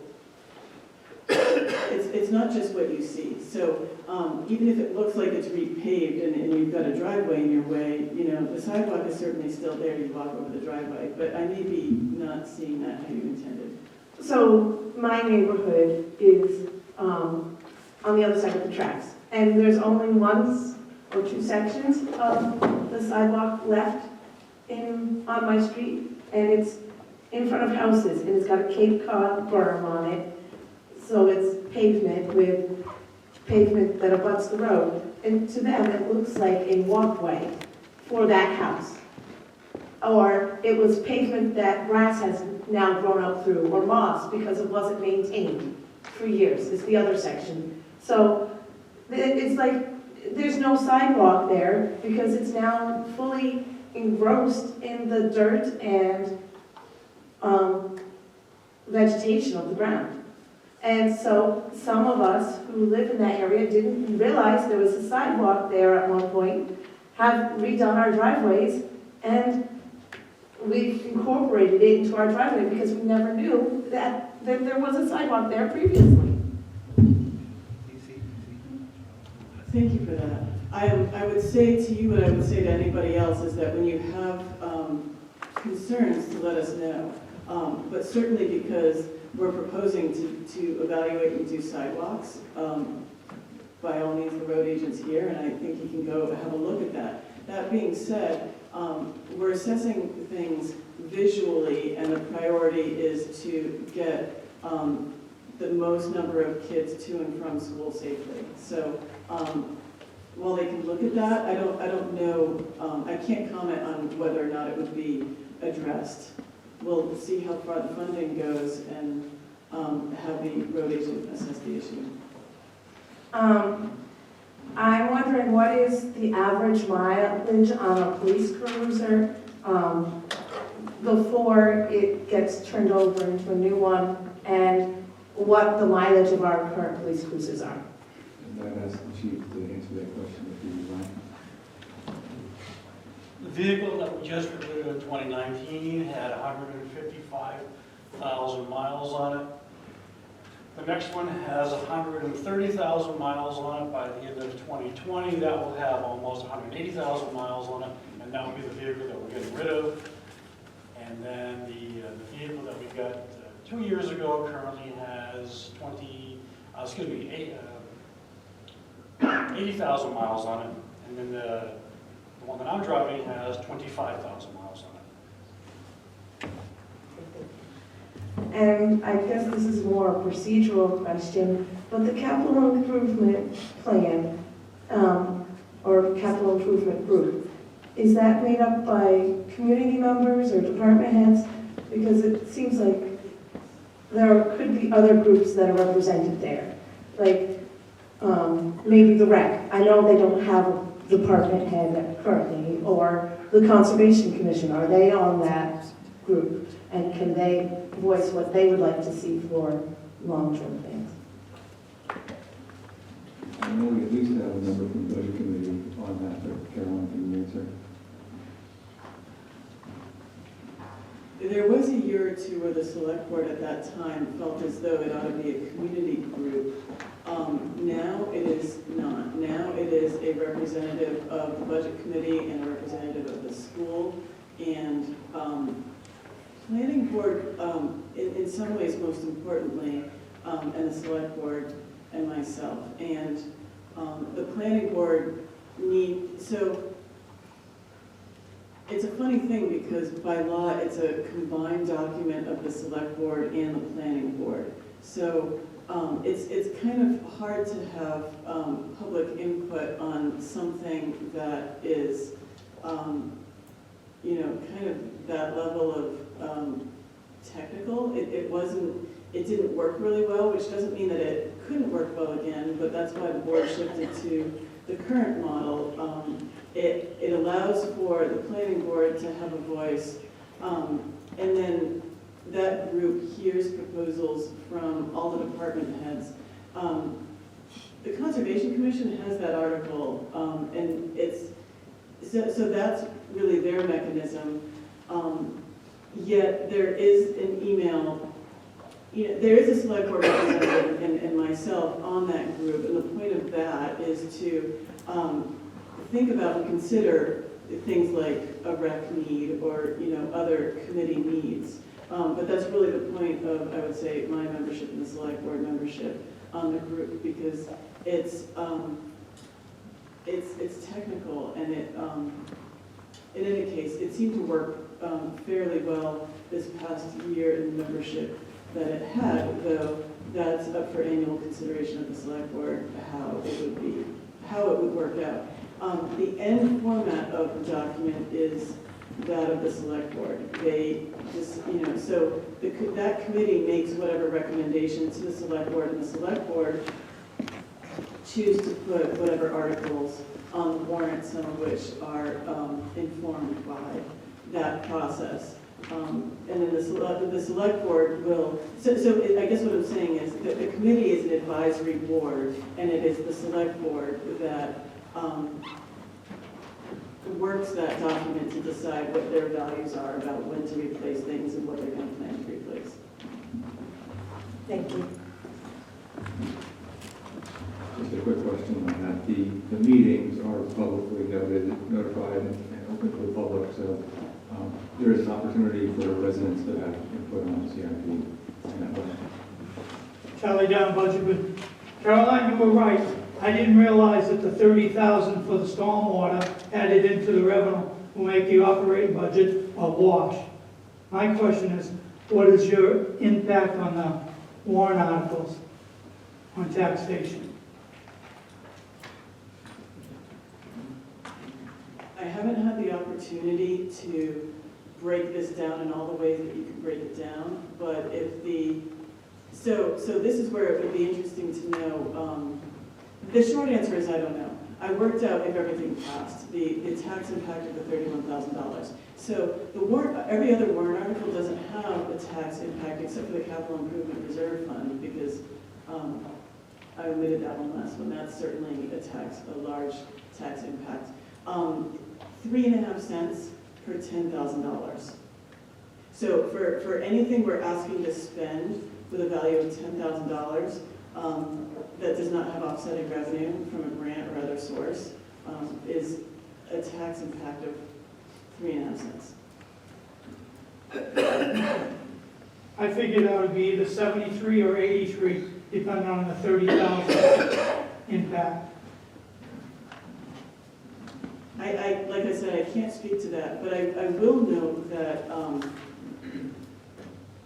because I know that you do this, that you calculate the tax rate. The tax rate is what we are proposing to spend minus whatever revenue that you have to offset it, grants or vehicle registrations or what have you, divided by the valuation. And so I just want to note that I used the 2018 valuation, we're getting into the weeds here, rather than the 2019 valuation because it more accurately reflects the valuation as we know it going forward, because we had a blip this year in the valuation that I wouldn't expect to continue. So I found it to be a more accurate forecast to use the 2018 valuation. So 2019 is higher and it would project a lower tax The numbers I use is 295 million.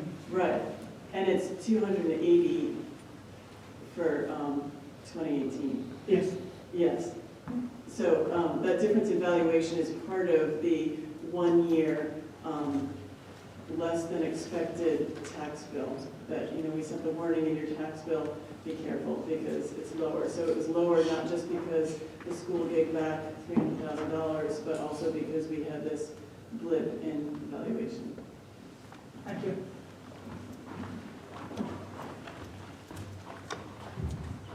Lucy Putnam, Sligo Road. Just point of information about the Ultra grants. So the Wentworth House also received a large LCHIP grant the same year as the Garrison Players. So we do have quite a bit of experience with it in town.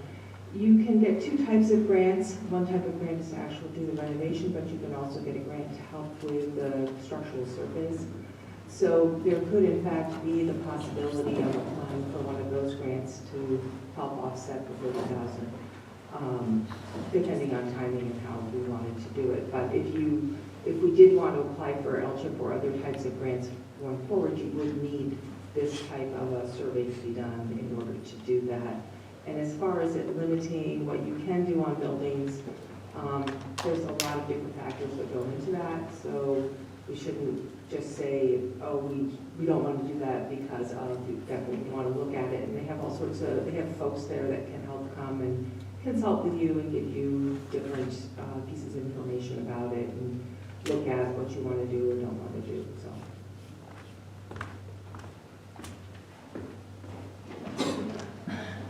Suzanne, you reported when? I've been confused over the last exchange between you and Charlie Dial. I thought you had said. Can't hear you.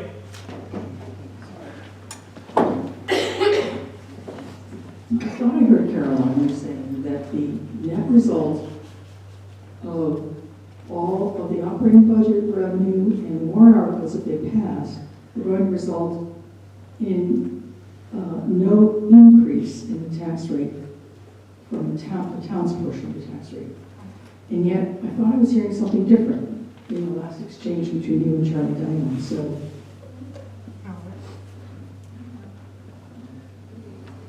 This is really confusing, and I'll just say this is really confusing.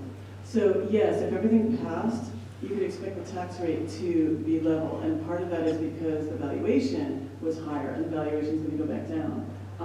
So the difference in tax rate has a value of 16 cents, and that doesn't mean that your tax rate is going to go up 16 cents because if the operating budget passes, it's just the tax impact value, so to say, of the 2020 proposed operating budget over the 2019 operating budget. But like I said, the default budget has value too. So I haven't calculated that to say how much more it would be than that. So you can't say that the tax rate would be 16 cents less if the budget doesn't pass. So all I can say is that's the extent to which I've explored the numbers. So it does sort of infer that if not everything within tax impact passes, that the tax rate would be lower.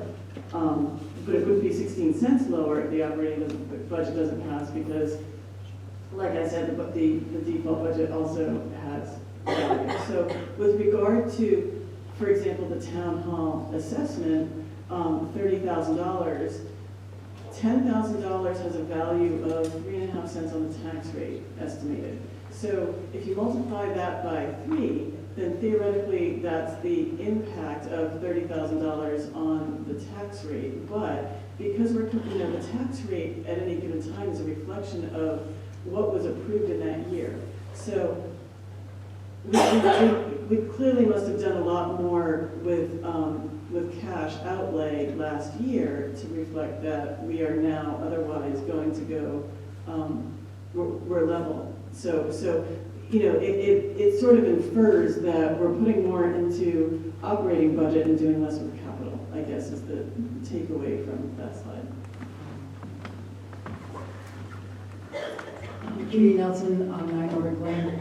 I have a few questions, but just for that one, perhaps a request that each warrant separately has a tax impact for the deliberative session, so we'll be able to sort of see each one separately as well as a total for the deliberative session. The school provides that as a separate sheet, and I think that would be very helpful for all of us to be able to understand the tax impact. So that's just a request. No need to respond at this point. So the generator for the town hall, does that generator also serve the police station? I just wanted to find out, there's no. Yes, and that's why it's considered essential, is because for emergency situations, you need your police station to be able to operate. I wasn't sure that when town hall is mentioned, it also always includes the police station. Sounds like it does. Since the filing period for petition warrant articles has ended, I'm just going to assume that there are no petition warrant articles that affect the town budget that would affect the town budget at this point, that have monetary value attached to them? That is correct. There are 3 petition articles and they have no financial impact.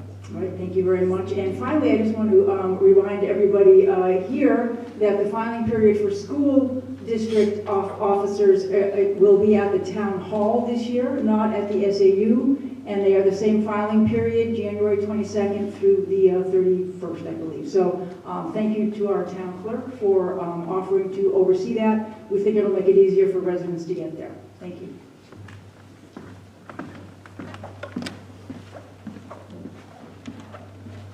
I was also going to make the point that there's still a deliberative session, SB2 deliberative session, where everybody can weigh in again on these. This is a hearing essentially for the budget committee to decide whether or not to recommend that you're hearing input from the town. No question.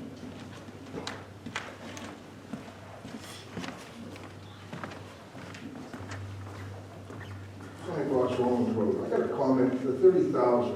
This is primarily the budget committee. I, for one, am tired of putting up any money into that white elephant. I look around the room here and I've seen the number of people that were here during the 80s when we were starting this project. It was never done right from the beginning. We're still putting money into it yearly. You gotta know when to cut the losses. The idea last year of putting up a new facility, I thought was good, but I, for one, said, I want choices. All we had for a choice was a 2-story building on our lot on Silver Street. It really needs to be a single story. You don't need to have ADA required elevators. Folks should be able to come in and out easily. So you're gonna spend the 30 grand for an assessment, you're still sitting on the boiler. What's next? We talked about windows. 25 grand? Give or take? It's just a window repair for about $3,500. Yeah, but still, I mean, where do you say enough is enough? So back when this was happening in the 80s, I sat in a room, the engineers were talking about what they were going to do to fix all the water problems that we had back in the 80s. That never got fixed. They said they could fix it. I questioned them.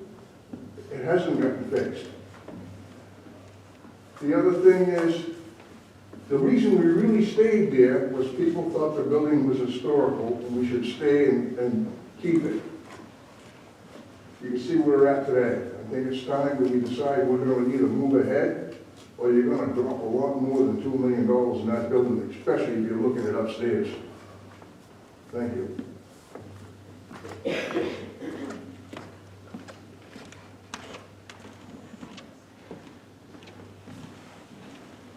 Everybody's looking at me, so I thought I would just respond with thank you. And the deliberative session will be a great opportunity, too, for the town to weigh in about which way to go forward with this. I would just add, I just wanted to address, you asked for choices, and choices are really hard because choices require a lot of work. And I just wanted to take the opportunity to say, we're struggling to get volunteers and keep volunteers, and it's a function of staff time that we are just treading water with this conversation, which is why a year later, from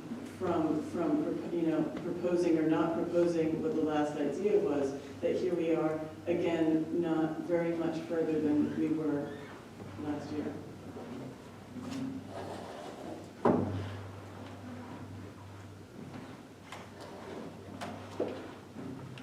Any other questions about the warrant articles? Okay, with that, I will call the raising hand. With that, we'll close this hearing, public hearing, and we'll take a break for about 15 minutes, and then we convene the budget committee meeting to vote on each one of the together. Thank you.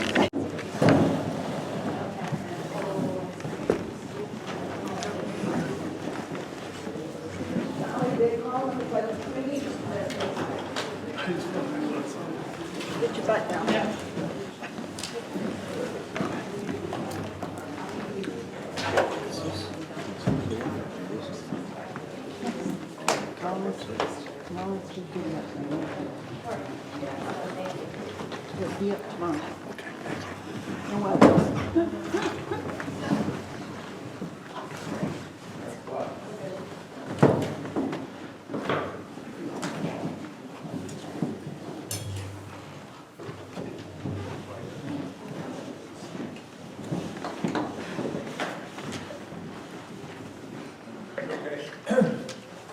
It's 11 a.m.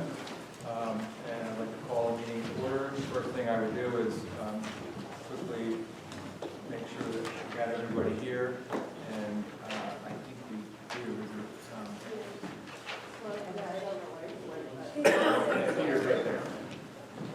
So, and one thing, maybe you saw the email traffic, but Vern is here, sitting in as ex officio member of the Toronto Warrants District. One thing, I guess I'd like, sorry to put together an agenda before we met here. We will obviously go through all the warrants, but I wanted to do a quick, get a motion on the minutes from last week, if folks have had a chance to review those.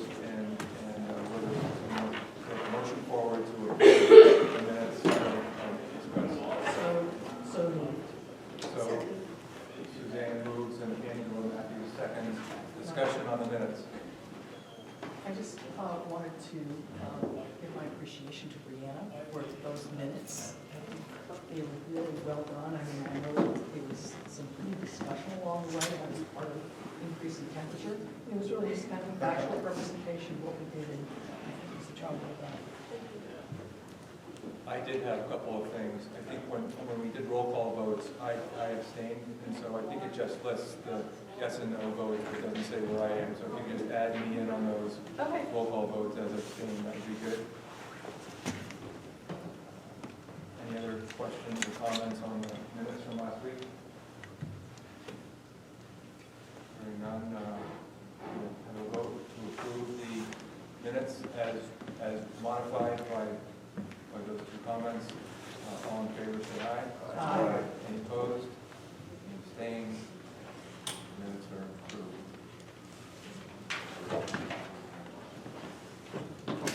Denise would like to make a comment before we move into voting. There was an unfortunate situation that happened today, that a warrant article was overlooked by an error for a capital project, and it was for fire forestry, coming out of CIP. It wasn't. We realize it afterwards. So, knowing that, I make one more clarification. Even though it's coming out of CIP, we still have to have it as part of the public record. So, knowing that, we can not go forward. And then, is it in here? No, Right, right. it wasn't in that order.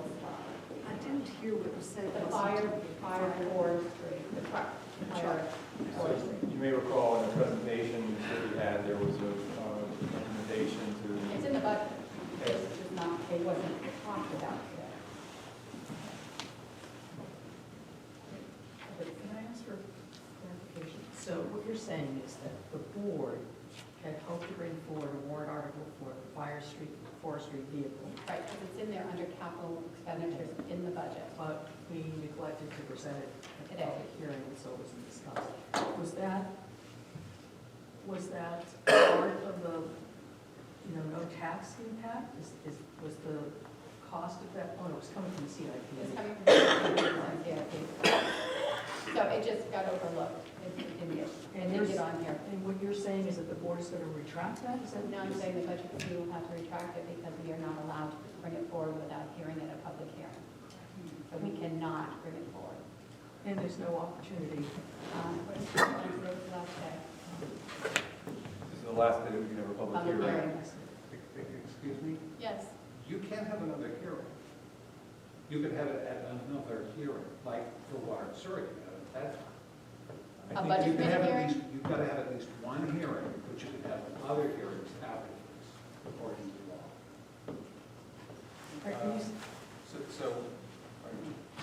Are you suggesting, Vern, that even though it's outside the window, because we held the original one within the Yes. window? Yes. Is that true for SB2, though? I mean, I know that, you're Oh, sort of right. traditional, and we're SB2. So I think it bears looking into, because if that's an ability, you need to look into it, because for sure, in the traditional method, you have to have one public hearing, but you can have subsequent public hearings, so you might want to look into it. All right, so let's get a ruling from the Municipal Association on Monday to see if that's something that we can go forward with. Monday's a holiday. On I'll ask on Tuesday. Tuesday, but this board would still need to, if you're willing to carry on this conversation, it would be helpful if you would discuss and decide whether to recommend or not recommend, because that would still need to happen. So essentially, we could provisionally recommend if it could actually get put onto the warrant articles. And if we find out we can have another public hearing, we can try to fit that in quickly. And if not, and we are told that we cannot go forward with it because it wasn't spoken to a public hearing, then we would just not bring it forward. And maybe the motion can be contingent upon that information as part of the motion to bring that forward. I'm less optimistic that that's going to work, just reading through, the schedule requirements for SB2 is usually the last date in which you can hold a public meeting, and that's, I think, where we're at, but it's worth looking at, and I I don't think there's anything to lose if we decided that we would recommend if it could be brought back on legitimately within all the requirements. So, Joe? Yeah, I was gonna say, I mean, we had Tuesday, I think, scheduled as a snow day. Just to make sure we dot all the i's and cross the t's. Could we just say have that meeting on Tuesday, and this would be the only time?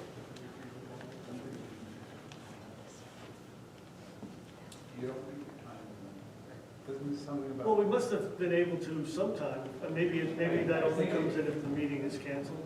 Yeah, I think that when I remember checking in on snow days on SB2, I don't remember on the hearing, but when we checked in on SB2, the Municipal Association indicated if you were on the last day, because the way we originally had it scheduled, that SB2 was going to be on the last day you could do an SB2 meeting.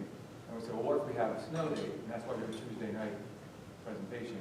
If you have a snow date, the Municipal Association felt that was a reason to be able to postpone beyond. But I think you have to have that reason, not just an administrative issue. The other possible constraint, and I frankly don't remember, is how much time you need to have to post a public hearing. Is it 24 hours or is it 7 days? I think it's a week, isn't it? Caroline, I'll look into it. yeah, I'm pretty sure it's. And so I wonder if there's some way to put out, because that's going to move us forward as well, move us along. So if there's some way to put out a posting for a provisional public hearing. You know, in other words, if everything else falls into place, we will be meeting on such and such to talk about this. But if there's no opportunity, then you could just put out a posting that says cancel. Caroline, don't we have to have the certification into the DRA by the 23rd? There's something we have to The have? budget, that's the operating budget. The budget committee needs to, that's your next step, is that when I get into the office, I need to put this information into the state and print the form, and you all need to come by and sign the operating budget. Okay. So I don't think that pertains to this. It's just the operating budget? It's not the warrant articles. Because you're voted on separately, is that correct? Because the warrant is finalized by the select board by or on the 27th of January, which would include the recommendations and not recommendations. Now, if it's not on the warrant article, it can't come out of CIP, right? Right.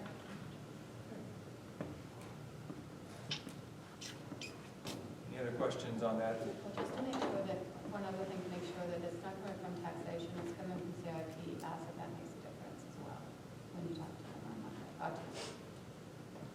Do we have text for a warrant article for that we can, we're talking about provisionally accepting, but are we able to sort of read through the text of a warrant article? I can certainly get you that post haste, but Can you move it from capital to operational? not really. You need the line in your budget that says vehicle purchasing. You need to have the function represented in your budget, but it's worth exploring with the RA. Because then it wouldn't have to be exploded out of and talked separately as a warrant article, as they had a copy of the budget in the operating budget. Right. Yeah, that's probably not gonna work. And wouldn't the language of a warrant article have to come from the select board, or is Yes. that not required? No, it does. Select board or petition? So we wouldn't have a language, the select board couldn't meet in the time that we're meeting today to put on a article for us to. They're not approving the warrant until the 27th, so I can certainly get you draft language. You all are recommending or not recommending concepts to purchase something for an amount of money from a given fund. The language almost doesn't matter. It's really the concepts that you're recommending and not recommending. That's right. We're not, we don't talk about, we can't adjust what the warrant article language is. We can just vote to recommend or not recommend. So essentially, it doesn't, you're right, it doesn't, it's whether the budget line item we're okay with or not. Any more questions about that? What I'll do is I'll read each of the articles out recommend, we'll have a move or a motion to recommend, and then we'll discuss, and then we'll vote. And just so you're ready, Marie, I think we'll have roll call votes, so you're ready to tally. So the operating budget, to see if the town will vote to raise and appropriate the budget committee proposed sum of $2,454,755 for general municipal operations. The article does not include appropriations contained in special or individual articles addressed separately. Should this article be defeated, the default budget shall be $2,387,067, which is the same as last year, with certain adjustments required by previous action of the town or by law. Or the governing body may hold one special meeting in accordance with RSA 4113, 10, and 16.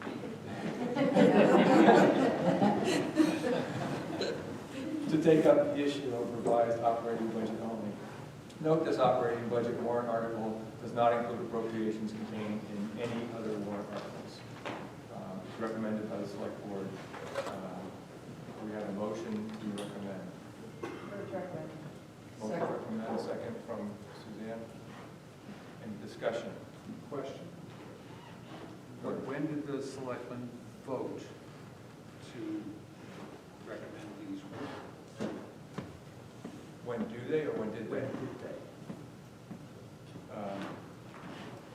I'm not sure that's relevant to the discussion, but is that something that's easily answered, or?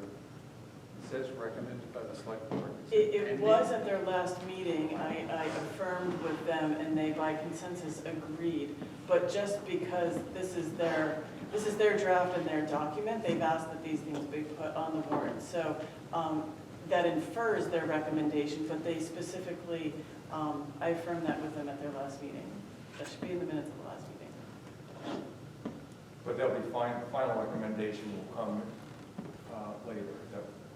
They are finalizing the warrant on or before the 27th, which is Monday night. Okay.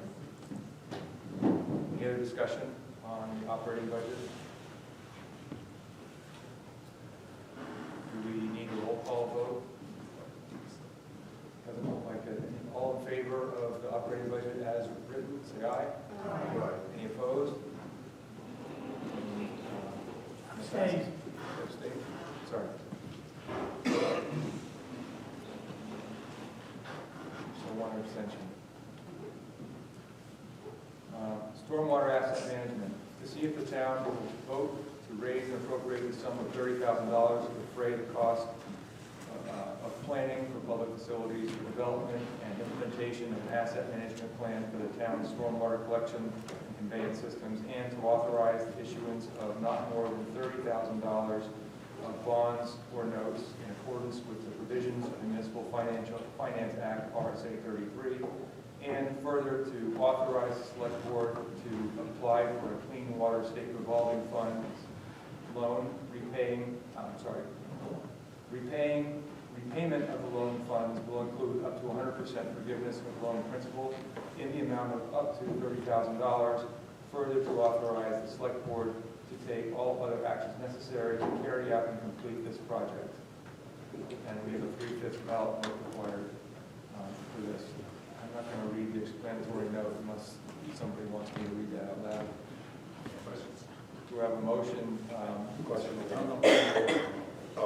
come after motion. Yes, so motion to recommend the stormwater asset management, moved by Angela, second by?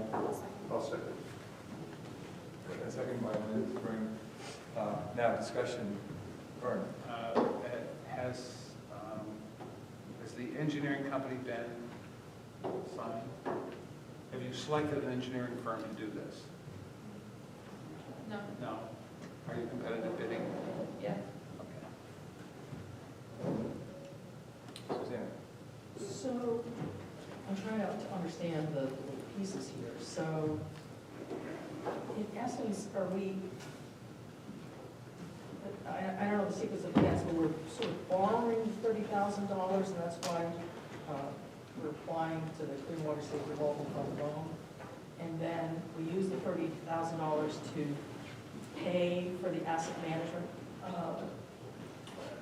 expenses, and then as we, in a cost reimbursable sort of way, as we expend, we will get reimbursed by the state. Is that how this works? Caroline, do you think that? It does offer authorization in the language as currently presented, that we could borrow the $30,000, but we have the cash flow for $30,000. So it's not likely that we would actually borrow or take bond notes for $30,000, but it's boilerplate language that was presented to us for this purpose. So really, the course of events as I see them is that we currently accepted, Friday was the deadline for requests for qualifications from engineering firms. That's step one. And then we will engage with an engineering firm to determine cost and scope more specifically. And then if it is approved at town meeting, then we'll go forward. But I can't imagine that we would really bond, or you would bond, because that would require this meeting. But the deliberative session to move differently. But I can't imagine we would borrow $30,000. But I want to be careful. I'm looking for help with this article still, because I want to make sure that we're not hand-tying ourselves, because the 3/5 ballot required in that language, I want to make sure that it is technically a loan program. So I don't want to handicap our ability to participate in the program, which itself is a loan program.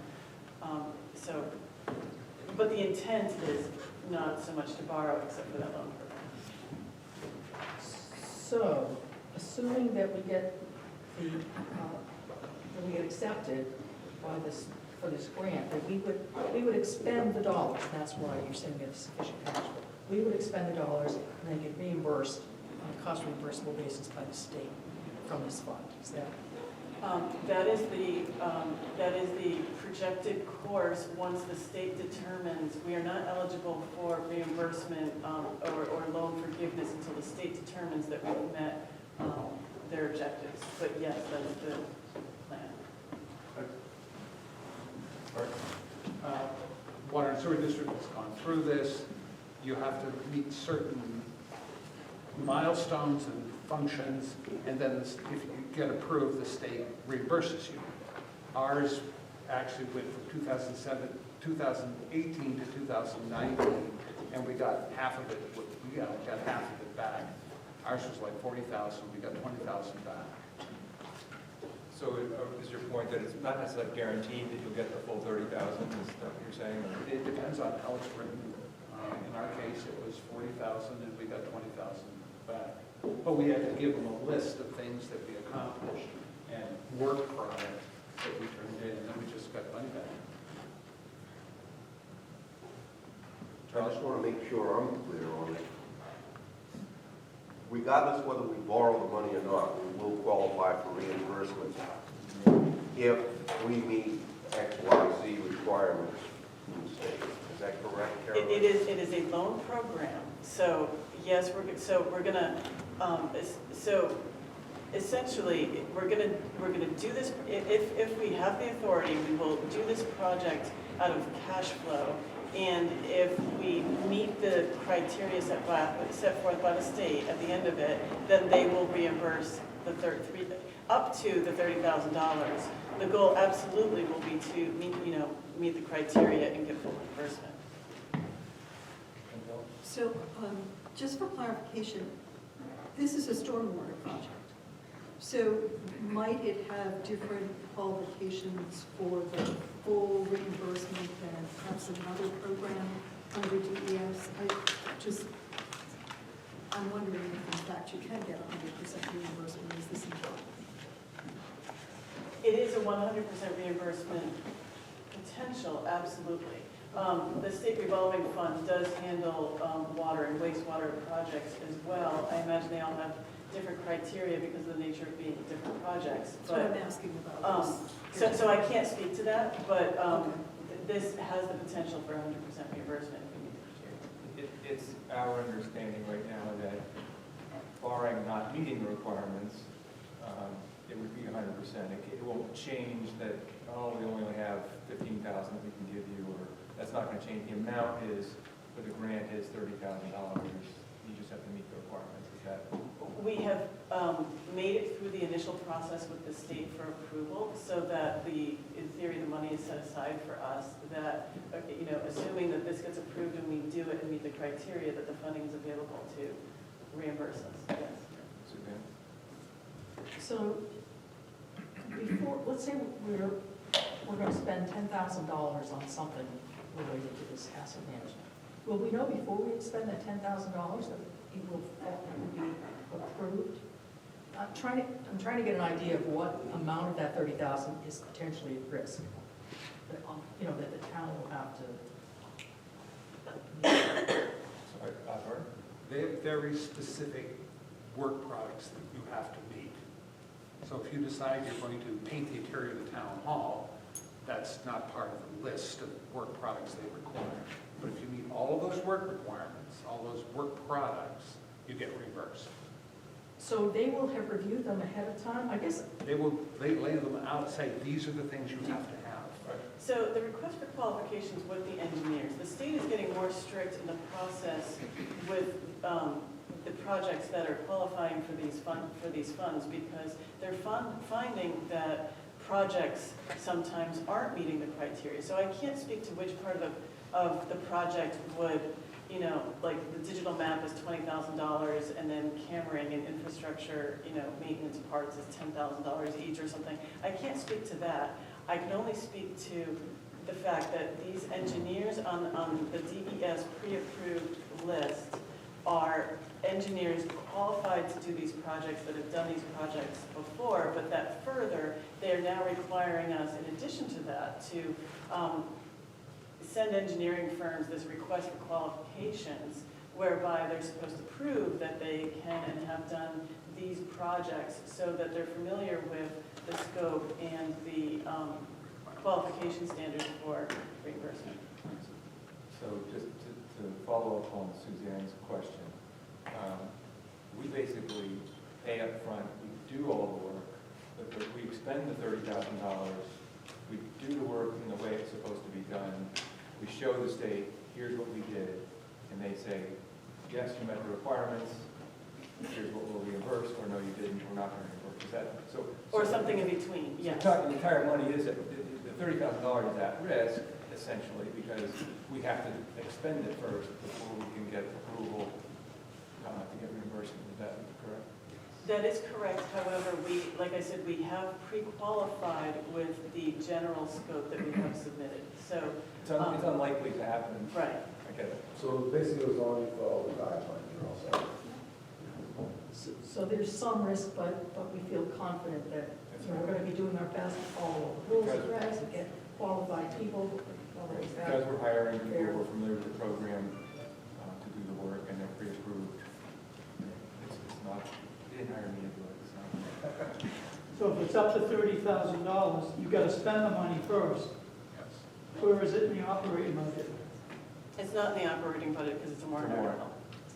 So it just comes out of the general fund. You expend it out of the general fund.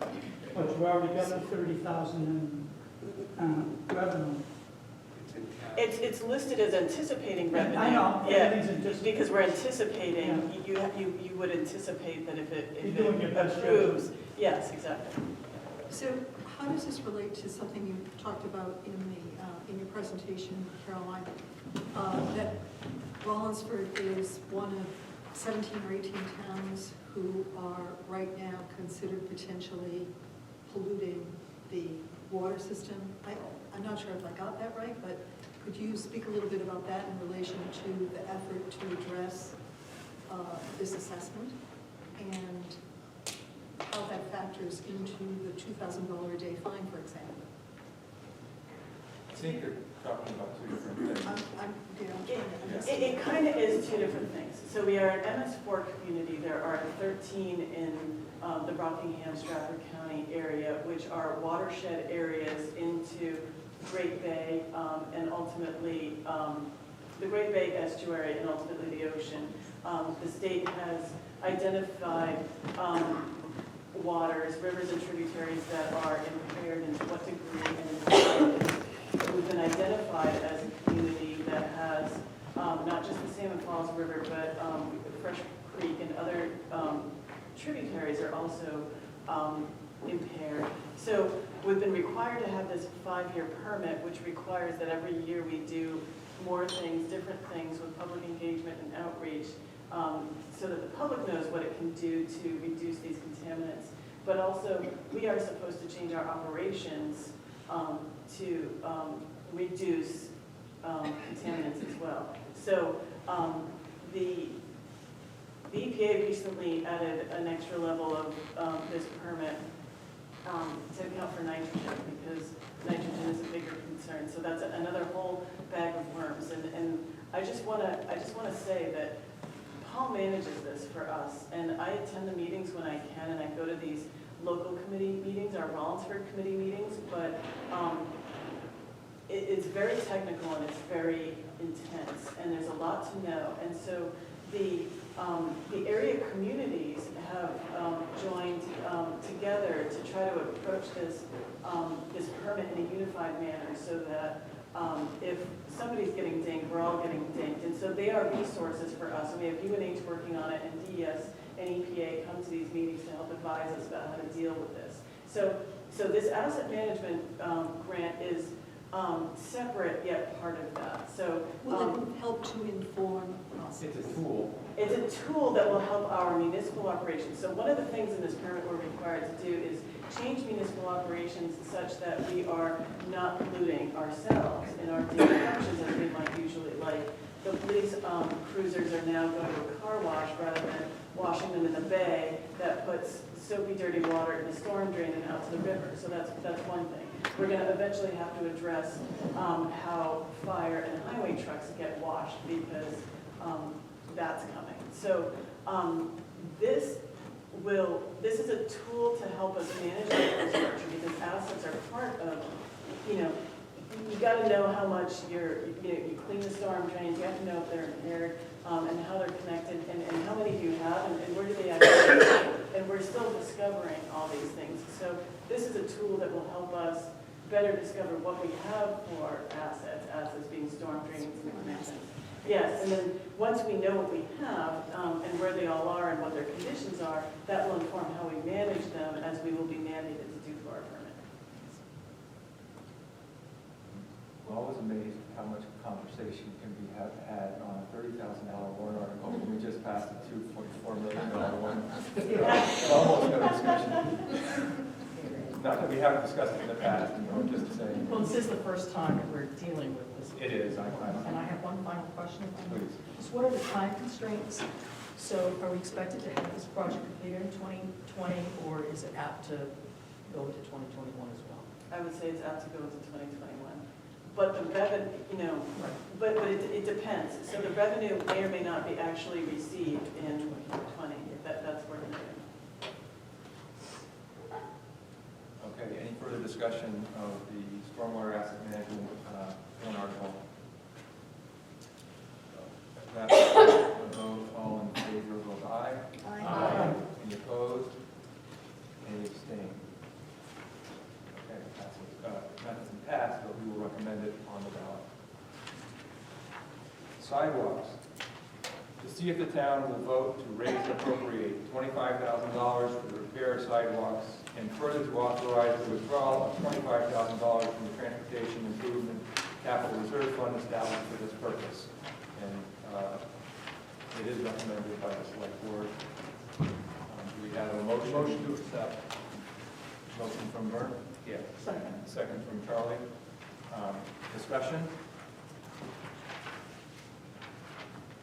Okay, all in favor, say aye. Aye. Any opposed? Any abstain?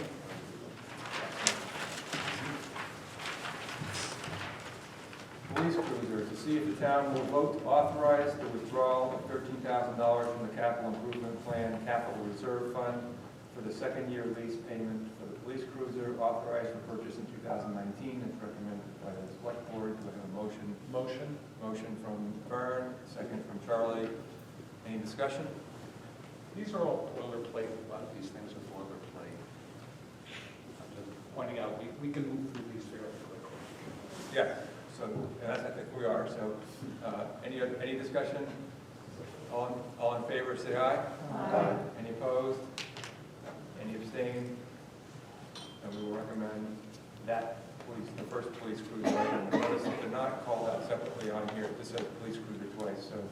This is the second article on the police cruiser. To see if the town will vote to authorize the select board to enter into a 3-year lease agreement in the amount of $35,000 for the purpose of leasing a police cruiser and to raise and appropriate the sum of $13,000 for the first year's payment of that, for that purpose. Further, to raise and appropriate the additional $13,000 to equip the vehicle, further authorize the withdrawal of $25,000 from capital improvement reserve fund establishment for that purpose, $1,000 will come from taxation. This lease agreement does not contain the state clause. Recommended by the select board. Do I have a motion? Motion. From Vern, second. Charlie. Sorry, discussion? I have a question. Are the titles on the warrant as they are in here, like cruiser, police cruiser, is it shown on the ballot that way? The board can choose how to present it. We So, should, you know, you made a very good point that it's really not clear why we're doing. yes, it and like I this. am We might aware of want that. to- I'm just not, I haven't figured out how to address it. But Okay, yes, let's it's see worth what- a distinction of some kind. So it might just amend. Article 2. Well, it will get it, they will have different article numbers, Yeah, but yes. But It's confusing possibly that Yes. this one was already done and then this one isn't. So we will try to fix it so it's clear in the title, not the content of it. Good. Okay. Any other discussion, Suzanne?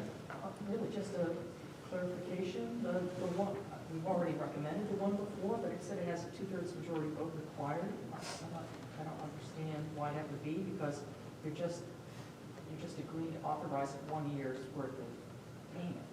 The second one I understand, because you're entering into it, and so I guess that makes more sense that you need the 2/3 for something that goes into future years, but that is just 1 year's worth of payment. You're not saying in the first part, you're not saying, by passing that you're also agreeing for the third year. Do you see what I completely understand and agree with what you're saying. I put it that way because that's what I was initially told to do, but I'm going to ask that same follow-up question. That is a question I have as well.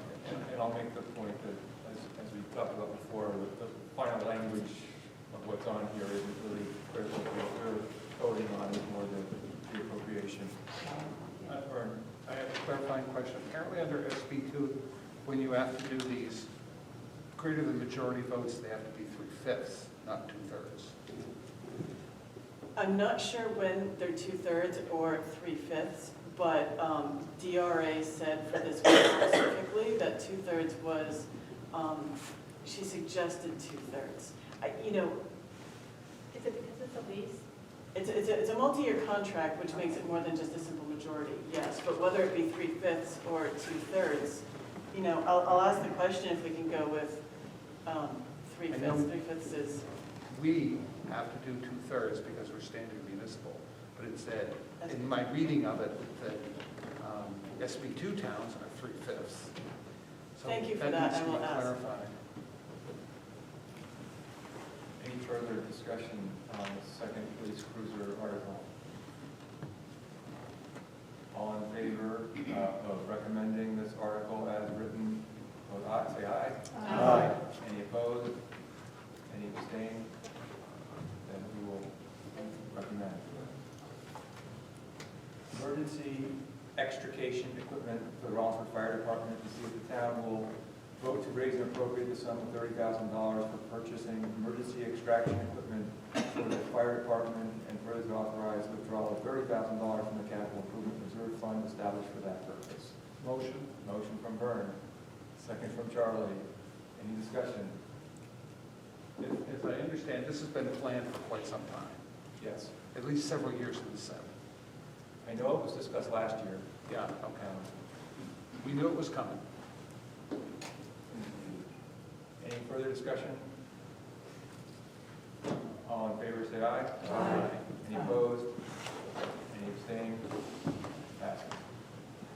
Motion passes, recommended. The motion passes. Town hall generator, to see if the town will raise and appropriate the sum of $30,000 to replace the generator in the town hall, and further to authorize the withdrawal of $30,000 from the capital improvement reserve fund established for this purpose. No amount to come from taxation, recommended by the select board. We have a motion. Motion from Vern, second from Angela. Any discussion? I have a question. Sure. Is it propane or oil? the proposed one? It is currently propane, but it's up for discussion. Sorry, no, it's currently, Oh, I don't use it's It's diesel. diesel. I think it's, you know what? I don't know, but what it's going to be is still a discussion point. The board has not decided what it will be, and there's discussion between the police department and the board about what it will be. Is it the I underground recommend tank? Because to make it In the propane, location. yes, it is propane, that was the conversation, it is propane, the tank is close to the building, and so to meet code, in order to replace it with propane, you have to move the tank away and bury it, and what's the cost, and we don't know, so that's still an ongoing conversation, what it might be. Any other discussion on the town hall generator? All in favor of recommending, say aye. Aye. Any opposed? Any abstaining? Abstain. No, one abstention. Motion passes. Town hall assessment, to see if the town will raise and appropriate the sum of $30,000 and further to authorize the select board to receive grant funds for that purpose, recommended by the select board. The majority vote required. The motion from Larry and a second from Angela. Discussion. I'm just trying to understand the gentleman's point. Simon was brought up. He's just trying to believe that we're wasting our money, putting money in the town hall. That's what he was saying, but there's no real solution right now, so there's no real option, right? Well, you know, I mean, they were talking, you know, he was talking about, you know, having one floor going across and stuff. We, as a species, which I was a member of the species, we've looked at that. There's no available land that people were willing to sell to us. So the options at this point was only Silver Street. So, I mean, in Silver Street, you can't have both complexes. If his intention was to have that, if his thing is only to go, please, what are you going to do with town hall people? So, Okay. I just wanted to understand his concern. Yeah. I'll yield to Oh, sorry. Suzanne, if you'll yield back to me. So, my thought process is, and, you know, it does address what Sonny said, he's looking for choices. I mean, one of the choices would be, of course, to stay in town hall, and how much does that cost? And so I think this assessment is a step to determining what are the costs associated with, you know, whatever it is, whatever those essential pieces are, and then maybe some of the plus pieces of, you know, redoing the second floor. But you need someone to come and provide expertise in order to weigh them out, do the engineering, cost them out, and present it. In the engineering business, we would call this the nothing alternative, and we need to know what that cost is, essentially, so that we can compare. I was thinking, we can only recommend or not recommend, but I'm suggesting that maybe a rewording that says to appropriate the sum of $30,000 and to expend it upon receipt of grants, so it's contingent upon receiving a grant for this $30,000, so that it's like, well, we're raising and if appropriating. nobody's going to, you know, somebody talked about LCHAP, whatever it's called. LCHAP, No, whatever. not for this. My understanding is that well, It can be for this. There are LCHIP grants that help with assessment. So if the goal is LCHIP funding for renovation or maintaining the option for LCHIP funding for renovation, then you need an assessment that meets their criteria, and they can help with the funding for that. So it may or may, it can potentially be. or I know, may not. but we're still looking for authorization for 30,000 plus whatever else, because we believe it probably is going to be more than that. Well, so that, it's limited to 30 as written, and you may or may not have offsetting grants as written. So the deliberative session can change this if we get more information and learn that we really need more money. But the authorization is up to 30, and then I don't know if we can write it such that you can't spend it unless you have grant money. I'm not sure. Well, the reason I say that is many years ago, they set up there was a warrant article that said, the town will raise and appropriate X dollars, subject to receiving grants and donations for the second floor. But I don't know if you can still do that. Suzanne? I think Bert, what you're suggesting though means that the assessment can't happen unless we receive the grants. And I'm thinking that we need to know that it would be 30,000 that we would need to spend. It would be nice if we get it recovered, but I support spending the 30,000 in order to determine what professional people think is needs to be fixed to bring the building up to specifications for the functionality that's currently.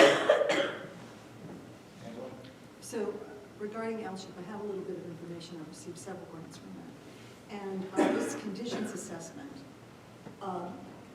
will help with understanding what has to be done. There are no compliance requirements attached to the conditions assessment. The compliance requirements come when you seek a renovations or restoration grant. And the compliance requirements are that the town conform to the Secretary of Interior standards. The other thing about this is the timing, which is something I'm kind of questioning because you apply for this in June and they announce their awards in December. And the awards would be for the next calendar year. That's when the money's distributed. In their budget, it comes out of their fiscal year, but for the recipient, it is awarded after January 1st. So I don't know how that affects the timing of this request. It's certainly worth having the warrant article in anticipation.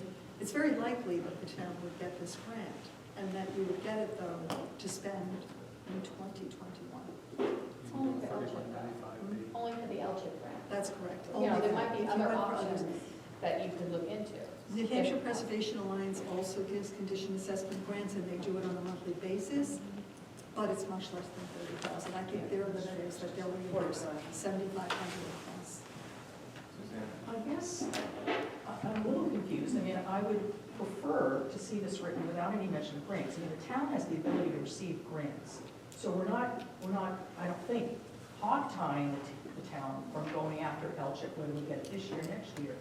But for me, the language here is just, do we want to raise and appropriate $30,000 for an assessment?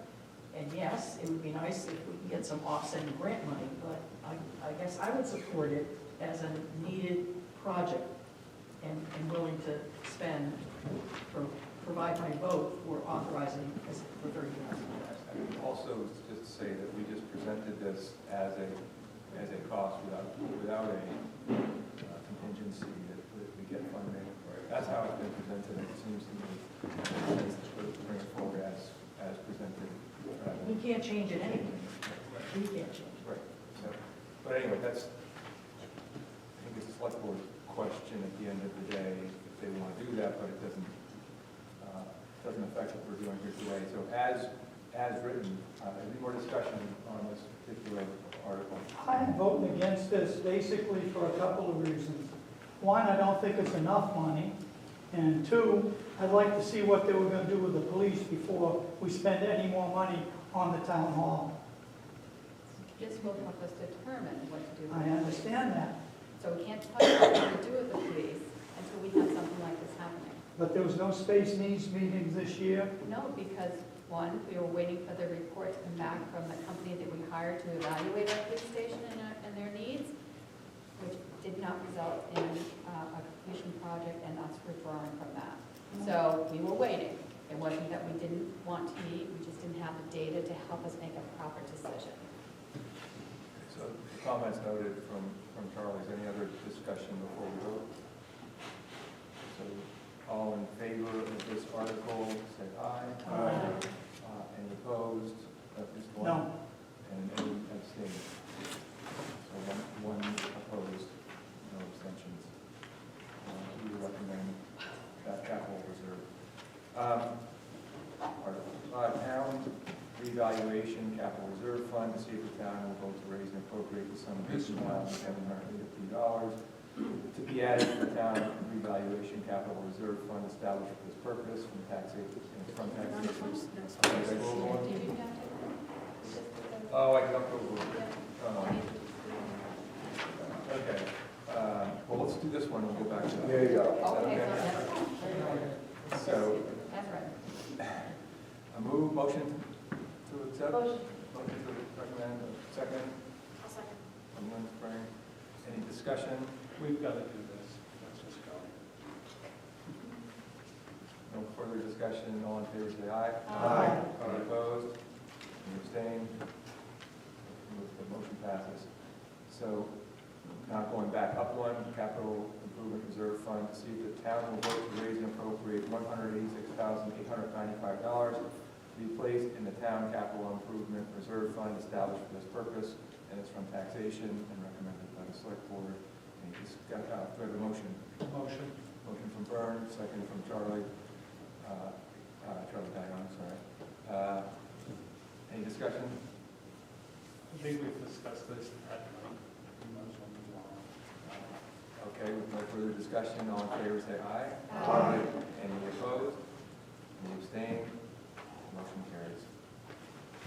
Call the repair replacement reserve fund to see if the town will vote to raise and appropriate $10,000 for agricultural repair / replacement reserve fund established for this purpose. Is from taxation and from recommended by the select board. We have a motion. Motion. From Byrne, second from Charlie. Sorry. Charlie, any discussion? Question? Question from Byrne. How much is in the capital in the culvert repair replacement reserve fund right now? I don't recall, but it's on that, it's on I that. don't have green- that green sheet, so. Yeah. $40,579.80.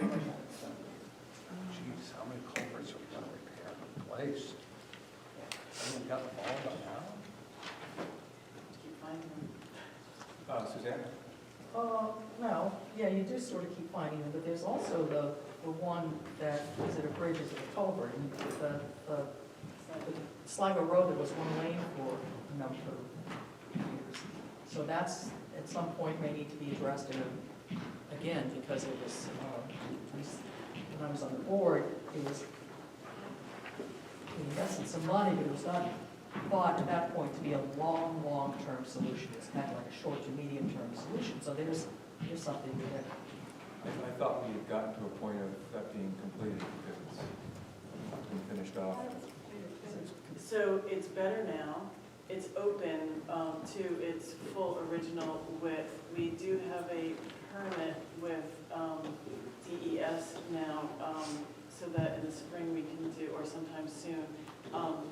We think we have that resolved. It's still, we have groundwork to do that's not the culvert itself around it for drainage, but so far we think we're okay with that one right now. So that's not a culvert necessarily, that work would be something. Well, because it pertains to the culvert, I think the funds absolutely apply for what we intend to do. But I don't think that there's any immediate need for revisiting the culvert itself under the road. Does the asset management project, will that help identify, are culverts considered assets, or are we talking about really just drainage systems for that? That is for stormwater, so it depends on, this is murky, what's an outfall? And you can have a 3-hour conversation on what's an outfall. Yeah. So, Understood. so it depends on how far away from an impaired waterway it is and whether or not it's within the MS4 district, because by the way, the whole town is not. So it may help, but it's really not gonna, the point is not for culverts under roads. The point of that asset management grant is really about stormwater structures and how they interconnect and outfall into. Yeah, my understanding is Sligo Road is outside of the MS4 Yes. district, so it would not. I'm not sure, yes, I think it is, but further, it doesn't have, there are no structures, there's no infrastructure leading, like, well, there's a culvert, our whole storm drain system is removed from that area. So to address Vern's question, what I think is your question, has the town considered a cap to that fund that would be, a sufficient carrying amount? So that we're not necessarily putting 10,000 every year. Is 40,000 enough? Can we stop it? They're popping up all over the problem, so I think that we need to at least have a good pattern in there. So the Partridge Lane culvert, when we discovered that it was collapsing in an emergency basis, cost us about $80,000. So, you know, when they can go to the tune of tens of thousands of dollars. So we don't know yet what the cost of the immediate need is, which is the whole structure from behind the Legion to, you know, so I think once we figure that out, it might be a better time to discern what's, like, we'll see at that time what the balance in the fund is and what would be an appropriate I goal thought at some balance. point UNH had done an inventory of all the culverts in town and said some of these are in terrible shape, some of them are fine. I thought we had an inventory, like the roads. There is one. I thought so. There is one. It's on the website, it's on the Google, it's on the Google Drive. It's several years old, and at one point there was an acknowledgement that A, was likely not exhaustive, and I don't know, B is, I guess, that, you know, things continue to deteriorate, so whatever the assessment of that culvert was. You mean weasel phrases? Yes. But we have found it to be not exhaustive, I'll say that. That's a weasel phrase. Any other comments related to the actual warrant appropriation? I think it's a good discussion, don't, any further discussion? All in favor, say aye. Aye. Any opposed? Any Opposed?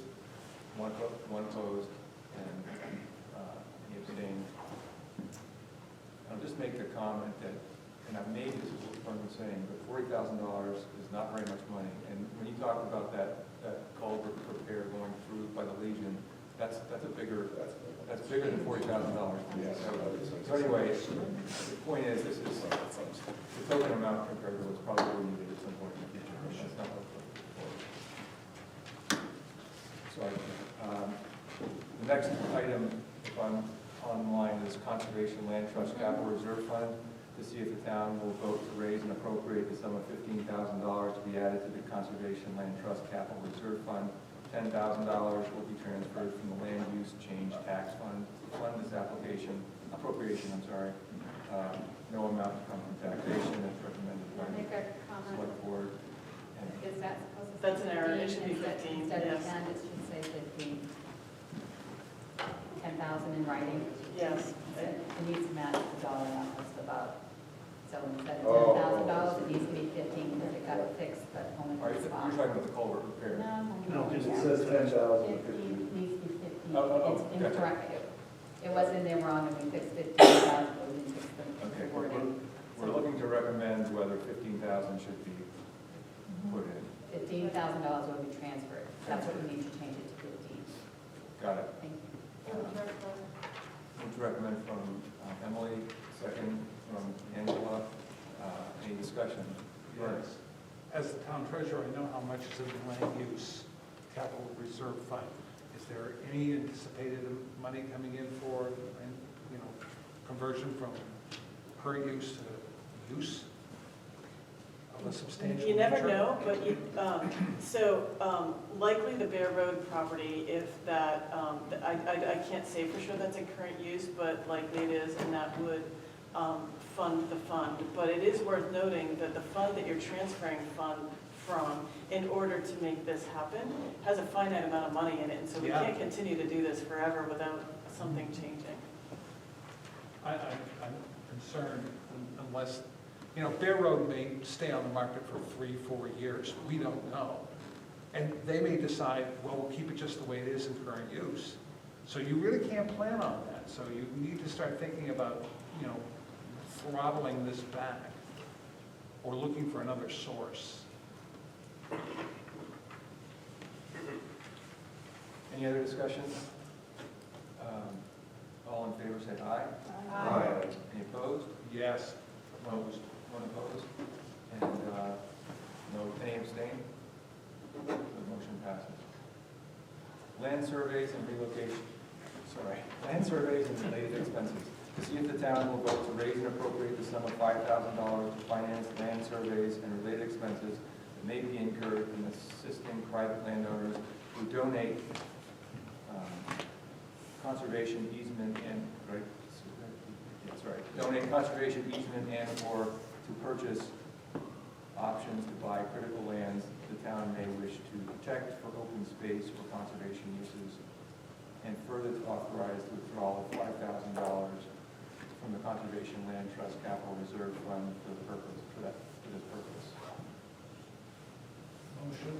That comes from taxation, motion from Vern, second from Charlie. Any discussion? Here. Good. I have a So I question. can't see you. You know, if you encourage people to keep stuff in conservation, you won't have land use tax change. So these two are in conflict, sort of.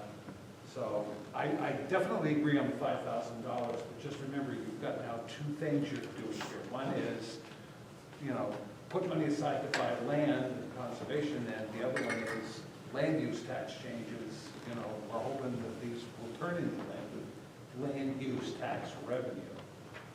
So it depends So where you we're have to think about, you know, what you're doing. You have two agendas going here that can go opposite each other. They're not mutually exclusive. I mean, I think what the Conservation Land Trust Capital Reserve Fund is doing is saying that, yes, we do want to conserve land. At the moment, we are able to take it from the lot fund. It may not be so in the future, as you've already pointed out. And so then we would have to decide whether we wanted to fund it from taxation. Well, suppose I own the land on Bear Road, and I have two choices. One, develop it into 10 houses, Trailer park. in which case there'll be land use tax change. Or I can convey it to the town as a conservation easement, and you'll pay me $5,000 to survey it.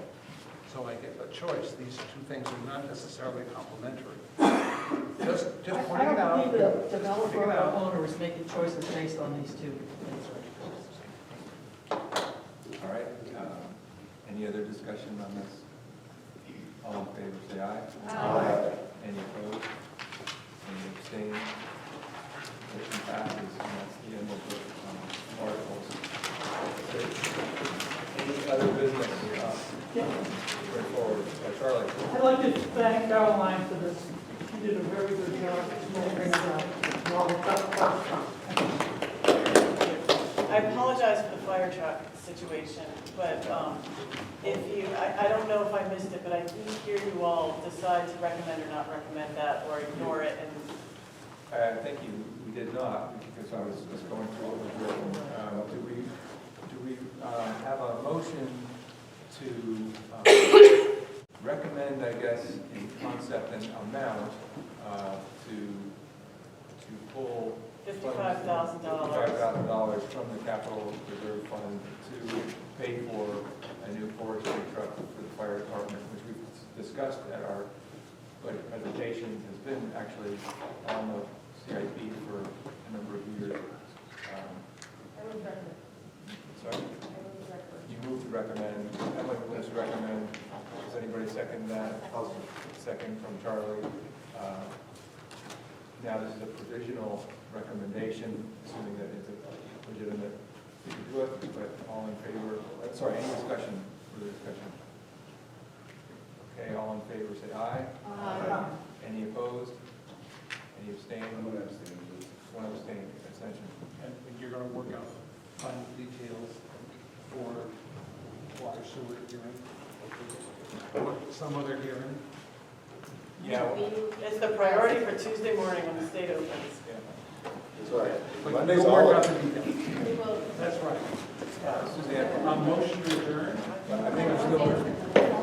Suzanne's got a question. It's not a question, really, it's a comment on that. And I know that it's made a mention of board meetings and other public places, but I think it's important for all of us to have noted this, to look on the revenue and interest on expenses. The job that Vern, as our treasurer, has done to augment revenue in that interest on investments line is a significant advantage to the municipality, and allows it to offset a whole lot of expenses on the expense side. So I appreciate seeing that, Vern, and I thank you for what you've done to enhance that. I know nothing, I know money. You're 10% increase every year, you must do that every year. I can, but then the town will be at great risk on some of my investments. So can we And I have give you Orange County, California as an example. Do we have a motion to adjourn? Second. All in favor? Nice job, John.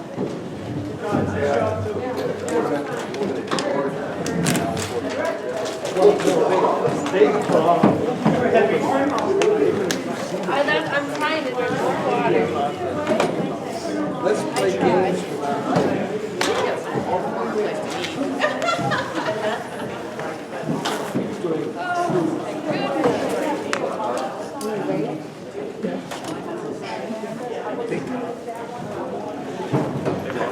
Hope you're feeling better, Charlie. Take it easy, guys. Danke. Crushed it. Take care. All right. Your manual dexterity skills aren't being questioned. I can't help it when I have tremors and can't see. Which is tremors or can't see? Both. Thank you for your attention to detail. I've been doing it a long time. Yeah. I know.